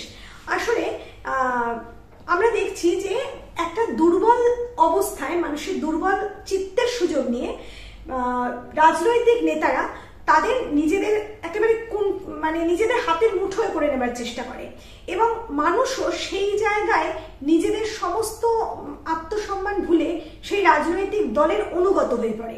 এখানে এমনটাই ঘটেছে। মানুষ যখন দেখলো যে মৌলভী সাহেব একজন মানুষ হিসাবে তাদের গুরুদেবের নাম নিয়ে গেছে, মানে গুরুদেবের নামটা নিয়ে গেছে, নথিভুক্ত করেছে, তখন তারা খুব ক্রুদ্ধ হয়েছে, বিপদগ্রস্ত মনে করেছে। কারণ তারা মনে করেন গুরুদেব মানুষ নন, তিনি দেবতা। কিন্তু তাকে যখন মানুষের তালিকাভুক্ত করা হলো, তাকে কি করে তারা আজকে ঈশ্বরের জায়গায় বসাবেন? তাদের একটা অসুবিধা হচ্ছে, মনের দিক থেকে অসুবিধা হচ্ছে, গুরুদেবকেও অসম্মান করা হচ্ছে। তাই তারা সমস্ত কাজের দায়িত্ব দিয়েছেন এমএলএ সাহেবকে। আর এমএলএ সাহেবের চরিত্রটাও এখানে পরিষ্কার। তিনি শুধুমাত্র তার পরবর্তী এমএলএ পদটা আবার বজায় রাখবার জন্য, তার রাজনীতিতে নিজের দলটাকে একেবারে স্বমহিমায় বজায় রাখার জন্য তিনি কিন্তু ওই মৌলভী সাহেবের পায়ে পড়তেও দ্বিধা করেননি। প্রথমত তিনি ইসলাম ধর্মাবলম্বী একজন মানুষ, তার পায়ে তিনি পড়ে গেছেন নিজের ধর্মকে ভুলে গিয়ে। অপরদিকে দেখা গেছে যে সেই মানুষটার পায়ে তিনি পড়েছেন যে মানুষটা কিছুক্ষণ আগে তাকে শাসিয়ে গেছে যে তার বিরুদ্ধে মামলা করবে। আবার এই মানুষটার বিরুদ্ধে তিনি বলেছিলেন যে তার সরকারি কাজটা কতক্ষণ থাকে তিনি দেখে নেবেন, এই বলে তাকে শাসিয়েছিলেন। সবটা ভুলে গেলেন তিনি। অতএব রাজনৈতিক এই মানুষগুলো, রাজনৈতিক এই নেতারা কতটা স্বার্থপর হয়, কতটা সুবিধাবাদী হয় এবং তারা যে কোনো মুহূর্তে, যে কোনো সময়ে, যে কোনো পরিস্থিতিতে কিভাবে যে মুখোশ বদলাতে পারে এবং কিভাবে যে কত নিচের তলায় চলে যেতে পারে সেটা তারা বুঝতে পারে। এই গল্পের মধ্যে দিয়ে লেখক আমাদের বুঝিয়ে দিলেন। এই গল্পটার মধ্যে আমরা সম্পূর্ণভাবে যে সামাজিক পরিস্থিতিটা পেয়েছি সেটা তৎকালীন রাজনৈতিক পরিবেশের চিত্র হলেও আজকেও কিন্তু, আজকের সমাজের পরিস্থিতিতেও কিন্তু সেই চিত্রটা কোনো রূপভাবে পরিবর্তিত হয়নি। যাই হোক, আজকের গল্প আমি এখানেই শেষ করছি। তোমাদের কোথাও যদি কোনো রকম অসুবিধা সৃষ্টি হয় বুঝতে, অবশ্যই আমাকে কমেন্ট বক্সে জানাবে, আমি তোমাদের সাহায্য করবার চেষ্টা করব। আর শেষ করার আগে অবশ্যই একবার বলবো, আইসিএসসি স্টুডেন্টরা, আমার একটা ভিডিও বেরিয়েছে যেখানে আমি নোটসের বিষয়ে তোমাদের বলেছি, সেই ভিডিওটা তোমরা অবশ্যই দেখবে। তাহলে আজকের ভিডিও থেকে আমি এখানেই বিদায় নিচ্ছি। খুব ভালো থেকো।